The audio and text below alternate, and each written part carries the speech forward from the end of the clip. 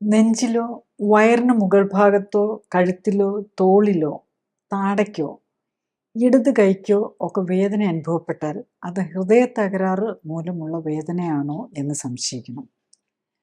ഹൃദയവുമായി ബന്ധപ്പെട്ട വേദന അല്ല എന്ന് ഉറപ്പുവരുത്തണം. വേദന കാര്യമായി എടുക്കാതെ ജോലികൾ ചെയ്ത് നടന്നാൽ ഹൃദയസ്തംഭനത്തിനും അതുമൂലമുള്ള പെട്ടെന്നുള്ള മരണത്തിനും കാരണമാകാം. ഇത്തരം വേദനയ്ക്ക് കാരണം ഹൃദ്രോഗത്തിൻ്റെ രോഗലക്ഷണം ആണോ അതോ മറ്റേതെങ്കിലും ഗ്യാസോ അസിഡിറ്റിയോ മൂലമുള്ള വേദനയാണോ എന്ന് എങ്ങനെ മനസ്സിലാക്കാനാവും? ഹാർട്ട് അറ്റാക്ക് ആണെങ്കിൽ ഹൃദയസ്തംഭനം ഒഴിവാക്കാൻ എന്തൊക്കെ ശ്രദ്ധിക്കണം? എപ്പോഴാണ് മെഡിക്കൽ സഹായം തേടേണ്ടത്? ഹാർട്ട് അറ്റാക്ക് ആണെന്ന് കണ്ടെത്തിയാൽ ഉടൻ തന്നെ ആൻജിയോപ്ലാസ്റ്റി ചെയ്യണോ അതോ മരുന്നുകൾ മതിയോ? ആൻജിയോപ്ലാസ്റ്റിയോ ബൈപ്പാസ് സർജറിയോ ചെയ്താൽ ഭാവിയിൽ വീണ്ടും ഹൃദയാഘാതം ഉണ്ടാകുന്നത് തടയാനാകുമോ? നമുക്കെല്ലാം ഏറ്റവും പേടിയുള്ള ഒരു പ്രശ്നമാണല്ലോ ഹാർട്ട് അറ്റാക്ക് അല്ലെങ്കിൽ ഹൃദയസ്തംഭനം. അപ്പം ഹൃദയം സ്തംഭിച്ചു പോയി ഹാർട്ട് അറ്റാക്ക് എന്ന് പറയുമ്പോൾ അവിടെ ഏതെങ്കിലും ഒരു കുറച്ച് ഭാഗത്തിന് വരുമ്പം വേദന വരുന്നതിനെയാണ് നമ്മൾ ആ രക്തക്കൊഴലുകൾക്ക് ബ്ലോക്ക് വന്നിട്ട് അങ്ങോട്ട് രക്തം കിട്ടാതെ വരുമ്പം ഹാർട്ടിൻ്റെ ഓക്സിജനും ന്യൂട്രീഷനും ഒക്കെ കിട്ടാതെ വരുമ്പോൾ അവിടെ വരുന്ന വേദന. അതിപ്പോൾ ഹാർട്ടിൻ്റെ വേദന നമ്മൾ പലപ്പോഴും നമ്മൾ പുറമേ ഉള്ള വേദനകളായിട്ടായിരിക്കും അറിയുന്നത്.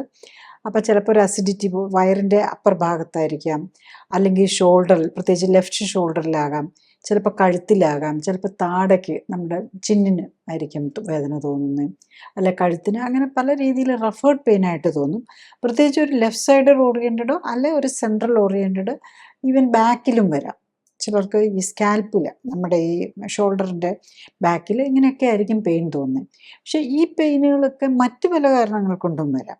അതായത് വയറിൽ അസിഡിറ്റി, അൾസർ അല്ലെങ്കിൽ ഗ്യാസ് കിട്ടിയാലും ഈ പ്രശ്നങ്ങൾ തോന്നും. അതുപോലെ പാൻക്രിയാസ് സംബന്ധമായ നമ്മളുടെ ഇൻസുലിനും ദഹനരസങ്ങളും ഉണ്ടാക്കുന്ന പാൻക്രിയാസ് സംബന്ധമായ രോഗമുള്ളവർക്ക് വരാം. പിന്നെ ചിലപ്പോൾ ലിവർ സംബന്ധമായിട്ടുള്ള രോഗങ്ങൾ, ഫാറ്റി ലിവർ അല്ലെങ്കിൽ ഗോൾ ബ്ലാഡർ സ്റ്റോണ്, അങ്ങനെയുള്ളവർക്കും ഈ പെയിനുകളൊക്കെ ചിലപ്പോൾ വന്നെന്നിരിക്കും. പിന്നെ ചിലതരം ഇപ്പോൾ എന്തെങ്കിലും നമ്മൾ ഭാരമൊക്കെ പൊക്കും അങ്ങനെയൊക്കെ ചെയ്തിട്ട് മസിൽ പെയിൻ പോലെ അല്ലെ ജോയിൻറ്റിൻ്റെ ഉളുക്ക് പോലെയൊക്കെ വന്നാലും ഈ വേദനകളൊക്കെ തന്നെ വരാം. പിന്നെ ചില ന്യൂറോളജിക്കൽ പെയിൻ, പ്രത്യേകിച്ച് ഈ ഡിസ്ക് സംബന്ധമായിട്ടുള്ള ഈ കഴുത്തിലെ നട്ടെല്ലിൻ്റെ ഇടയിലെ ഡിസ്ക് ഉണ്ടല്ലോ, അതിന് വരുന്ന പ്രശ്നങ്ങളും ചിലപ്പം ഒരു സൈഡിൽ ഇപ്പോൾ ഇടതുവശത്തെ ഡിസ്കിനാണ് ഇടതുവശത്തേക്കുള്ള അവിടെ ഒരു പ്രശ്നമൊക്കെ വന്നു കഴിഞ്ഞാൽ ചിലപ്പോൾ ഇടത് കൈക്ക് വന്നിരിക്കും. അതും നമുക്ക് ഈ ഹാർട്ടിൻ്റെ ആണോ നമുക്ക് സംശയം തോന്നാം. അപ്പം നമ്മളത് എങ്ങനെയാണ് നമുക്ക് എങ്ങനെ തിരിച്ചറിയാൻ പറ്റും എന്നുള്ളതാണ്. അപ്പം നമുക്ക് ഏറ്റവും ടെസ്റ്റുകൾക്കൊക്കെ പോകാതെ നമുക്ക് ഹാർട്ടിന് പ്രോബ്ലം ഉള്ളവർ നമുക്ക് എല്ലാ ബേസിക് മെഡിസിൻസ് നമ്മൾ തന്നെ അത്യാവശ്യം ഒരു എമർജൻസി മെഡിസിൻ കിറ്റിൽ വേണ്ട കാര്യമാണ്. ആസിഡിറ്റിക്ക് വേണ്ടിയിട്ടുള്ള മരുന്ന്, അത് ഗ്യാസ്ട്രോ അസിഡിറ്റിക്കും, അത് 2 തരത്തിലുള്ള ആൻറ്റാസിഡ്സ് പോലെയുള്ള സിറപ്പും ഉണ്ട്.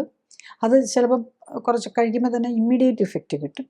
പിന്നെ ടാബ്ലറ്റ് ഉണ്ട് അസിഡിറ്റിക്ക് ഉള്ള പ്രോട്ടോൺ പമ്പ് ഇൻഹിബിറ്റേഴ്സ് എന്നൊക്കെ പറഞ്ഞ് ഈ മരുന്നാണ് കഴിക്കാൻ പറ്റുന്നത്. അപ്പം വയറിൻ്റെ റോളാണോ എന്നറിയാൻ നമ്മൾ ഈ അസിഡിറ്റിക്കുള്ള മരുന്ന്, അപ്പം നമ്മളെപ്പോഴും നമ്മളുടെ ഒരു ഫാമിലി ഡോക്ടറോ അങ്ങനെ ആരോടെങ്കിലും അത്യാവശ്യം മെഡിസിനുകൾ എന്തൊക്കെയാണ് വീട്ടിൽ വെക്കേണ്ടതെന്ന് തോന്നി മേടിച്ച് വെച്ച് കഴിഞ്ഞ് ഇപ്പം ഇങ്ങനെ അസിഡിറ്റി വരുമ്പോൾ നമുക്ക് ഗ്യാസ് അതെടുത്ത് കഴിക്കാം. അപ്പോൾ ആശ്വാസം കിട്ടിയിട്ട് അസിഡിറ്റിയുടെ മരുന്ന് കഴിച്ച് ആശ്വാസം കിട്ടിയാൽ നമുക്ക് സമാധാനമായി, ഇത് ഹാർട്ടിൻ്റെ അല്ല. പക്ഷെ അത് വെച്ചിട്ടും കഴിച്ചിട്ടും മാറുന്നില്ല എന്നുണ്ടെങ്കിൽ, അല്ലെങ്കിൽ ഹാർട്ടിന് നേരത്തെ രോഗങ്ങൾ വന്നിട്ടുള്ള ഒരാളാണ്, അതൊക്കെ കുറച്ചും കൂടെ അറിയാമല്ലോ ഹാർട്ടിൻ്റെ ആണോ എന്ന്. അല്ലെങ്കിൽ നമ്മൾ കൊളസ്ട്രോളിനും പ്രഷറിനും ഒക്കെ മരുന്ന് കഴിക്കുന്ന ആളാണ്, ഇതൊക്കെയാണല്ലോ നമുക്ക് ഹാർട്ട് അറ്റാക്ക് വരുത്തുന്ന രോഗങ്ങൾ. അമിതവണ്ണമുള്ളവർ, പ്രഷറിന്, കൊളസ്ട്രോളിനും ഷുഗറിന് വേണ്ടിയിട്ടൊക്കെ മരുന്ന് കഴിക്കുന്നവർ, പിന്നെ ഫാറ്റി ലിവർ ഉള്ളവർ, ഇവർക്കൊക്കെ നമുക്ക് അറ്റാക്ക് വരാനുള്ള സാധ്യത കൂടുതലായിരിക്കും. അപ്പോൾ അങ്ങനെയുള്ളവർ നമ്മളിപ്പോഴും കരുതി വയ്ക്കണം. ഈ സോർബിട്രേറ്റ് എന്നും പറഞ്ഞ് നമ്മൾ ഡൈനൈട്രേറ്റ് എന്ന് പറയും, അത് നമ്മൾ നാക്കിനിടയിൽ നിന്ന് ഗുളികയെന്നാണ് എല്ലാ ഹാർട്ട് പേഷ്യൻസിനും അറിയായിരിക്കും. അത് നമ്മളെപ്പോഴും കരുതി വയ്ക്കണം. നമുക്കൊരു എമർജൻസി പ്രോബ്ലം വന്നു കഴിഞ്ഞ് കഴിഞ്ഞാൽ, അതായത് ഹാർട്ടിനൊരു ബുദ്ധിമുട്ട് വന്നു കഴിഞ്ഞാൽ ഏറ്റവും നമ്മൾ ഇമ്മീഡിയറ്റ്ലി നമ്മുടെ ലൈഫ് സേവിങ് മെഡിസിനാണത്. അത് നാക്കിനടിയിൽ ഇട്ട് കഴിഞ്ഞ് കഴിഞ്ഞാൽ നമുക്കറിയാം വേദന മാറുന്നുണ്ടെങ്കിൽ അതും ഹാർട്ടിൻ്റെയാണ്. അതേ സമയത്ത് അത് കഴിച്ചിട്ടും ഒരു പ്രത്യേകിച്ച് വ്യത്യാസമൊന്നും വരുന്നില്ല, അവിടെ എന്തോ പെയിൻ പോലെയൊക്കെ തന്നെ നിൽക്കുന്നുണ്ടെങ്കിൽ അതിൻ്റെ അടുത്തത് ഹാർട്ടിൻ്റെ വേദന. എന്നിട്ട് നമ്മൾ റെസ്റ്റും കൂടി എടുത്ത് നോക്കണം. പിന്നെ ഈ ഹാർട്ടിൻ്റെ വേദന അല്ലാത്തവർ നമ്മൾ ഈ ഐസോസോബൈനൈട്രേറ്റ് ഈ നാക്കിനടിയിലിരുന്ന് ഗുളിക എടുത്തു കഴിഞ്ഞാൽ ചിലപ്പം തലവേദന വരാം, ക്ഷീണം വരാം, ബി പി കുറയുന്ന പോലെയൊക്കെ ബി പി കുറയും, അതുപോലെ ഒരു ടയർഡ്നെസ് ഒക്കെ തോന്നും. അങ്ങനെ വരുന്നുണ്ടെങ്കിലും നമ്മൾ മനസ്സിലാക്കണം അത് നമ്മളുടെ ഹാർട്ടിൻ്റെ പ്രശ്നം കൊണ്ടല്ല സാധാരണ നിലയിൽ എന്നുള്ളത്. ഇതൊക്കെ നമുക്ക് സെൽഫായിട്ട് ചെയ്യാവുന്ന കാര്യമാണ്. നെക്സ്റ്റ് നമുക്ക് ഒരു സീരിയസ് ഡൗട്ട് ഉണ്ടെങ്കിൽ നമ്മൾ ചെയ്യേണ്ടത് ഇമ്മീഡിയറ്റ്ലി നമ്മൾ ഒരു മെഡിക്കൽ പ്രൊഫഷണലിനെ കാണിക്കണം. ഒരു ഇ സി ജിക്ക് സൗകര്യമുണ്ട്. ഇപ്പം നമ്മൾ പ്രൈമറി ചെയ്യുന്ന ടെസ്റ്റ് ഇ സി ജിയാണ്. പക്ഷേ ഇ സി ജിയിലെല്ലാം തിരിച്ചറിയണമെന്ന് നിർബന്ധമില്ല. നമുക്ക് സിംറ്റംസും ഉണ്ട്. ഇ സി ജി നോർമൽ ആണെങ്കിലും 2 തരം ഹാർട്ട് അറ്റാക്ക് വരാം. ഒന്ന് സ്റ്റെമി, നോൺ സ്റ്റെമി. അതായത് S T segment elevation MI, myocardial infarction, അതാണ് STEMI. Non S T segment elevated myocardial ഇൻഫാക്ഷന് നോൺ സ്റ്റെമി എന്ന് പറയും. അപ്പോൾ അങ്ങനെയുള്ളപ്പോൾ അതാണോ അങ്ങനെ എന്തെങ്കിലും ആണോ, നോൺ സ്റ്റെമി ആണോ എന്നറിയാൻ ട്രൊപ്പോണിൻ എന്ന് പറഞ്ഞ ടെസ്റ്റാണ് ചെയ്യുന്നത്. അതിൽ 2 തരമുണ്ട്, ടിയും ഉണ്ട്, ഐയും ഉണ്ട്. അപ്പോൾ അത് നമ്മൾ പെട്ടെന്ന് തന്നെ നോക്കി, ഇപ്പം ഈ മിക്കവാറും ഇപ്പോൾ ഒക്കെ ഉള്ള എല്ലാ ഹോസ്പിറ്റലിലും ഇമ്മീഡിയറ്റ്ലി തന്നെ ECG നോക്കാം, ഇമ്മീഡിയറ്റ്ലി തന്നെ ബ്ലഡും എടുത്തു കഴിഞ്ഞ് കഴിഞ്ഞാൽ വിതിൻ ഹാഫ് ആൻ അവർ തന്നെ നമുക്കറിയാൻ പറ്റുന്നതേ ഉള്ളൂ. അപ്പം അതുവരെ നമുക്ക് നെഞ്ചുവേദന ഒന്നും ഹാർട്ട് അറ്റാക്ക് അല്ല എന്ന് ഉറപ്പാക്കുന്നത് വരെ, വേദനയും മാറി ഹാർട്ട് അറ്റാക്ക് ഒഴിവാകുന്നവരെ നമ്മൾ റെസ്റ്റ് എടുക്കുക എന്നുള്ളതാണ് ഒന്നാമതായിട്ട് ചെയ്യേണ്ടത്. പിന്നെ ശ്വാസം നീട്ടി വിടുകയും എടുക്കുകയും ചെയ്യാം. അപ്പോൾ ശ്വാസം നീട്ടി എടുക്കുമ്പോൾ എങ്ങനെയാണ്, ഓക്സിജൻ കൂടുതൽ കിട്ടും. അപ്പം ഹാർട്ടിൽ പമ്പിങ് കൂടും. അപ്പം ഓക്സിജനും കൂടുതലുണ്ടാകും. അവിടെ ഒരു പ്രശ്നം വന്നിരിക്കുകയാണെങ്കിൽ തന്നെ ശ്വാസം നീട്ടിയെടുക്കുക, രക്തക്കുഴൽ റെസ്റ്റ് എടുക്കുക. ഇത് രണ്ടും ചെയ്ത് അടുത്ത ജോലിയിലേക്ക് പോകുന്നതിൻ്റെ മുമ്പ് നമ്മൾ സെൽഫായിട്ട് ആൻറ്റാസിഡൊക്കെ കഴിച്ച് മാറിയോ കുഴപ്പമില്ല. പക്ഷെ മാറിയെന്ന് കണ്ടു കഴിഞ്ഞ് കഴിഞ്ഞാലും നമുക്കൊരു വയ്യാഴി, അതായത് ഇതിൻ്റെ കൂടെ നമുക്ക് വേർക്കുക അങ്ങനത്തെയൊക്കെ വന്നിട്ടുണ്ടെങ്കിൽ ഡെഫിനറ്റ്ലി നമ്മൾ ഹോസ്പിറ്റലിൽ പോയി ഈ ECG നോക്കണം, ട്രൊപ്പോണിൻ ടെസ്റ്റ് നോക്കണം. അത് നമുക്ക് ഇമ്മീഡിയറ്റ്ലി ചെയ്താൽ അറിയാവുന്ന. പിന്നെയുള്ളത് അതായത് അറ്റാക്ക് വന്നിട്ടുണ്ടോ എന്നറിയാനുള്ളതാണ് ഈ ECG ട്രൊപ്പോണിൻ ടെസ്റ്റ്. പിന്നെ അറ്റാക്ക് വരാൻ സാധ്യതയുണ്ടോ എന്ന് അറിയാനുള്ളതാണ് ഈ ട്രൊപ്പോണിൻ ഐ എന്നുള്ള ടെസ്റ്റ്. ശരിക്കും അറ്റാക്ക് വരാൻ സാധ്യതയുള്ളവർക്ക്, അറ്റാക്ക് ആവണമെന്നില്ല, പക്ഷെ അവിടെ ഒരു രക്തക്കുഴലുകൾ അടഞ്ഞിട്ടുണ്ട്, ഹാർട്ടിൻ്റെ മസിലിന് ഡാമേജ് വന്നിട്ടുണ്ട് എന്നുള്ളതിൻ്റെ തെളിവാണ് ഈ ട്രൊപ്പോണിൻ പോസിറ്റീവ് ആകുന്നത്. പിന്നെ രക്തക്കുഴലുകൾക്ക് ഇൻഫ്ലമേഷൻ ബാധിച്ചിട്ടുണ്ടെന്നുള്ളതിൻ്റെ തെളിവായിട്ടൊരു HSCRP എന്നുള്ള ഒരു കാർഡിയാക് മാർക്കറാണ് നമ്മൾ നോക്കുക. പിന്നെ അതുകൂടാതെ നമ്മൾ കൊളസ്ട്രോളും ട്രൈഗ്ലിസറൈഡും ഒക്കെ കാർഡിയാക് മാർക്കേഴ്സിൽ പെടുന്നതാണ് ലൈപ്പിഡ് പ്രൊഫൈൽ നോക്കുന്നത്. കൊഴുപ്പടിഞ്ഞിട്ടാണല്ലോ, രക്തക്കുഴലുകൾക്ക് ബ്ലോക്കായിട്ടാണല്ലോ ഇത് വരുന്നത്. പിന്നെ നമ്മൾ ഈ അഞ്ചേന തന്നെ നമ്മൾ എക്സസൈസ് അഞ്ചേനയുണ്ട്. അതാണ് ഈ രക്തക്കുഴലുകൾ ഗ്രാജുവലായിട്ട് അടഞ്ഞു വരുന്നതിനാണ്. നമ്മൾ എന്തെങ്കിലും സ്റ്റെപ്പ് കയറുകയോ അല്ലെങ്കിൽ എന്തെങ്കിലും പണി ചെയ്യുകയോ ഒക്കെ ചെയ്യുമ്പോഴേക്കും ഒരു നെഞ്ചുവേദന വരും. റെസ്റ്റ് എടുത്തു കഴിയുമ്പം അത് മാറും. അത് കഴിഞ്ഞിട്ട് വീണ്ടും ചെയ്യാൻ തുടങ്ങും, വീണ്ടും വന്നിക്കും. അപ്പോൾ അതിനൊരു എക്സസൈസ് ടോളറൻസ് ഉണ്ടാവും. ഇതാണ് നമ്മൾ സ്ട്രെസ് മിൽ ടെസ്റ്റ് വഴി നമ്മൾ കണ്ടുപിടിക്കുന്ന അതാണ്. അതായത് നമ്മൾ കുറച്ച് ജോലി ചെയ്യുമ്പോഴേക്കും നമുക്ക് ഹാർട്ടിന് അതിനു വേണ്ട രക്തം, ആ ഹാർട്ടിന് കൂടുതൽ വർക്ക് ചെയ്യാനുള്ള രക്തയോട്ടം കിട്ടുന്നുണ്ടോ എന്നുള്ളത് നോക്കുന്നതാണ്. പിന്നെ നമ്മൾ ഈ അറ്റാക്കായിട്ട് വരുന്നത് ശരിക്കും പറഞ്ഞു കഴിഞ്ഞാൽ ഇവിടെ ഈ രക്തക്കുഴലിലൊക്കെ ബ്ലോക്കും ഇതുമൊക്കെ ഉണ്ടല്ലോ, അത് ഒന്നെങ്കിൽ അവിടെ ഒരു പൊട്ടൽ, ഈ ബ്ലോക്ക് എന്ന് പറഞ്ഞു കഴിഞ്ഞാൽ അവിടെ കൊഴുപ്പടിഞ്ഞിരിക്കുക, ഈ കൊഴുപ്പ് അവിടെ നിന്ന് പൊട്ടുകയോ ലീക്ക് ചെയ്യുകയോ ചെയ്യുക, അവിടെ രക്തം കട്ട പിടിച്ച് അവിടെ അടയും. അങ്ങനെ അടഞ്ഞ് അവിടെ ആ ഭാഗത്തിന് കിട്ടാതെ വരുമ്പോഴാണ് നമുക്ക് പെട്ടെന്ന് അറ്റാക്ക് പോലെ വന്നത്. മറ്റത് നമുക്ക് എക്സസൈസ് വരുമ്പം കൂടുതലും ഇതുള്ളത്. അതിനാണ് നമ്മൾ രക്തക്കുഴലുകൾ, നമ്മൾ ഈ ആൻജിയോഗ്രാം ഒക്കെ ചെയ്ത് നോക്കുമ്പോൾ രക്തക്കുഴലിൽ അടവുണ്ടോ എന്നുള്ളത് നമ്മൾ കാണുന്നതാണ്. പക്ഷേ ഇൻഫാക്ഷൻ, മറ്റേതാണെങ്കിൽ അറ്റാക്ക് എന്ന് പറഞ്ഞാൽ അവിടെ ഒരു ഇൻഫാക്ഷൻ വരണം. അതായത് അടഞ്ഞ് അതിന് ഭാഗമുള്ള മസിലിന് ഡാമേജ് വരികയാണ് ചെയ്യുന്നത്. അത് നമുക്ക് ക്ലോട്ട് എന്തെങ്കിലും ഉണ്ടായി ഹാർട്ടിനകത്തോ, അല്ല ഈവൻ സ്റ്റെൻറ്റിൽ തന്നെ, നമുക്ക് സ്റ്റെൻറ്റ് ഇട്ടിരിക്കുന്ന ആൾക്കാർ സ്റ്റെൻറ്റിൽ തന്നെ ക്ലോട്ട് വരാം.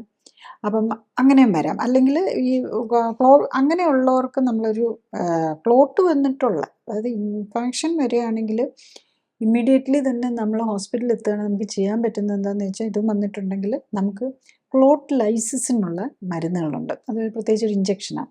അപ്പോൾ ആ ഇഞ്ചക്ഷൻ എടുത്തു കഴിഞ്ഞാൽ ആ ക്ലോട്ട് തന്നെ അലിഞ്ഞു പോകും. അപ്പോൾ അത് ഇമ്മീഡിയറ്റ്ലി തന്നെ ചെയ്യുന്നതാണ് ഏറ്റവും ബെനിഫിറ്റ് കിട്ടുക. അപ്പം അങ്ങനെ ചെയ്യുമ്പം നമുക്ക് ആൻജിയോപ്ലാസ്റ്റിയൊക്കെ ബേസിക്കലി ആൻജിയോപ്ലാസ്റ്റിയൊക്കെ ചെയ്യുമ്പം നമ്മൾ ഈ ലോങ് ടേം ഇതിനുള്ള അതായത് ഈ അടഞ്ഞിരിക്കുന്ന കൊഴുപ്പ് വെച്ച് അടഞ്ഞിരിക്കുന്ന അവിടത്തിനെ ഒന്ന് വിടർത്തുക മാത്രമാണ് നമുക്ക് ഈ ആൻജിയോപ്ലാസ്റ്റി കൊണ്ട് ചെയ്യുന്നത്. ഇപ്പോൾ ഒക്കെ പല ഹോസ്പിറ്റൽസും പ്രത്യേകിച്ച് എല്ലായിടത്തും കാർഡിയാക് യൂണിറ്റ് ഉണ്ടല്ലോ. ഈ കാത്ത് ലാബും കാർഡിയാക് യൂണിറ്റും ഉള്ളപ്പം ഒരു പേഷ്യൻ്റ് നെഞ്ചുവേദനയായിട്ട് വന്നു കഴിഞ്ഞാൽ ഇമ്മീഡിയറ്റ്ലി തന്നെ ആൻജിയോഗ്രാം ചെയ്യുക, ആൻജിയോപ്ലാസ്റ്റി ചെയ്യുക എന്നുള്ളതാണ്. പക്ഷേ അതിൻ്റെ ഒരു പ്രോബ്ലം എന്താണെന്ന് ചോദിച്ചു കഴിഞ്ഞാൽ നമ്മൾ ഈ ആൻജിയോപ്ലാസ്റ്റി ആൻജിയോഗ്രാം ചെയ്യുമ്പോൾ തന്നെ നമുക്ക് അതിന് സൈഡ് എഫക്റ്റ് വരാം.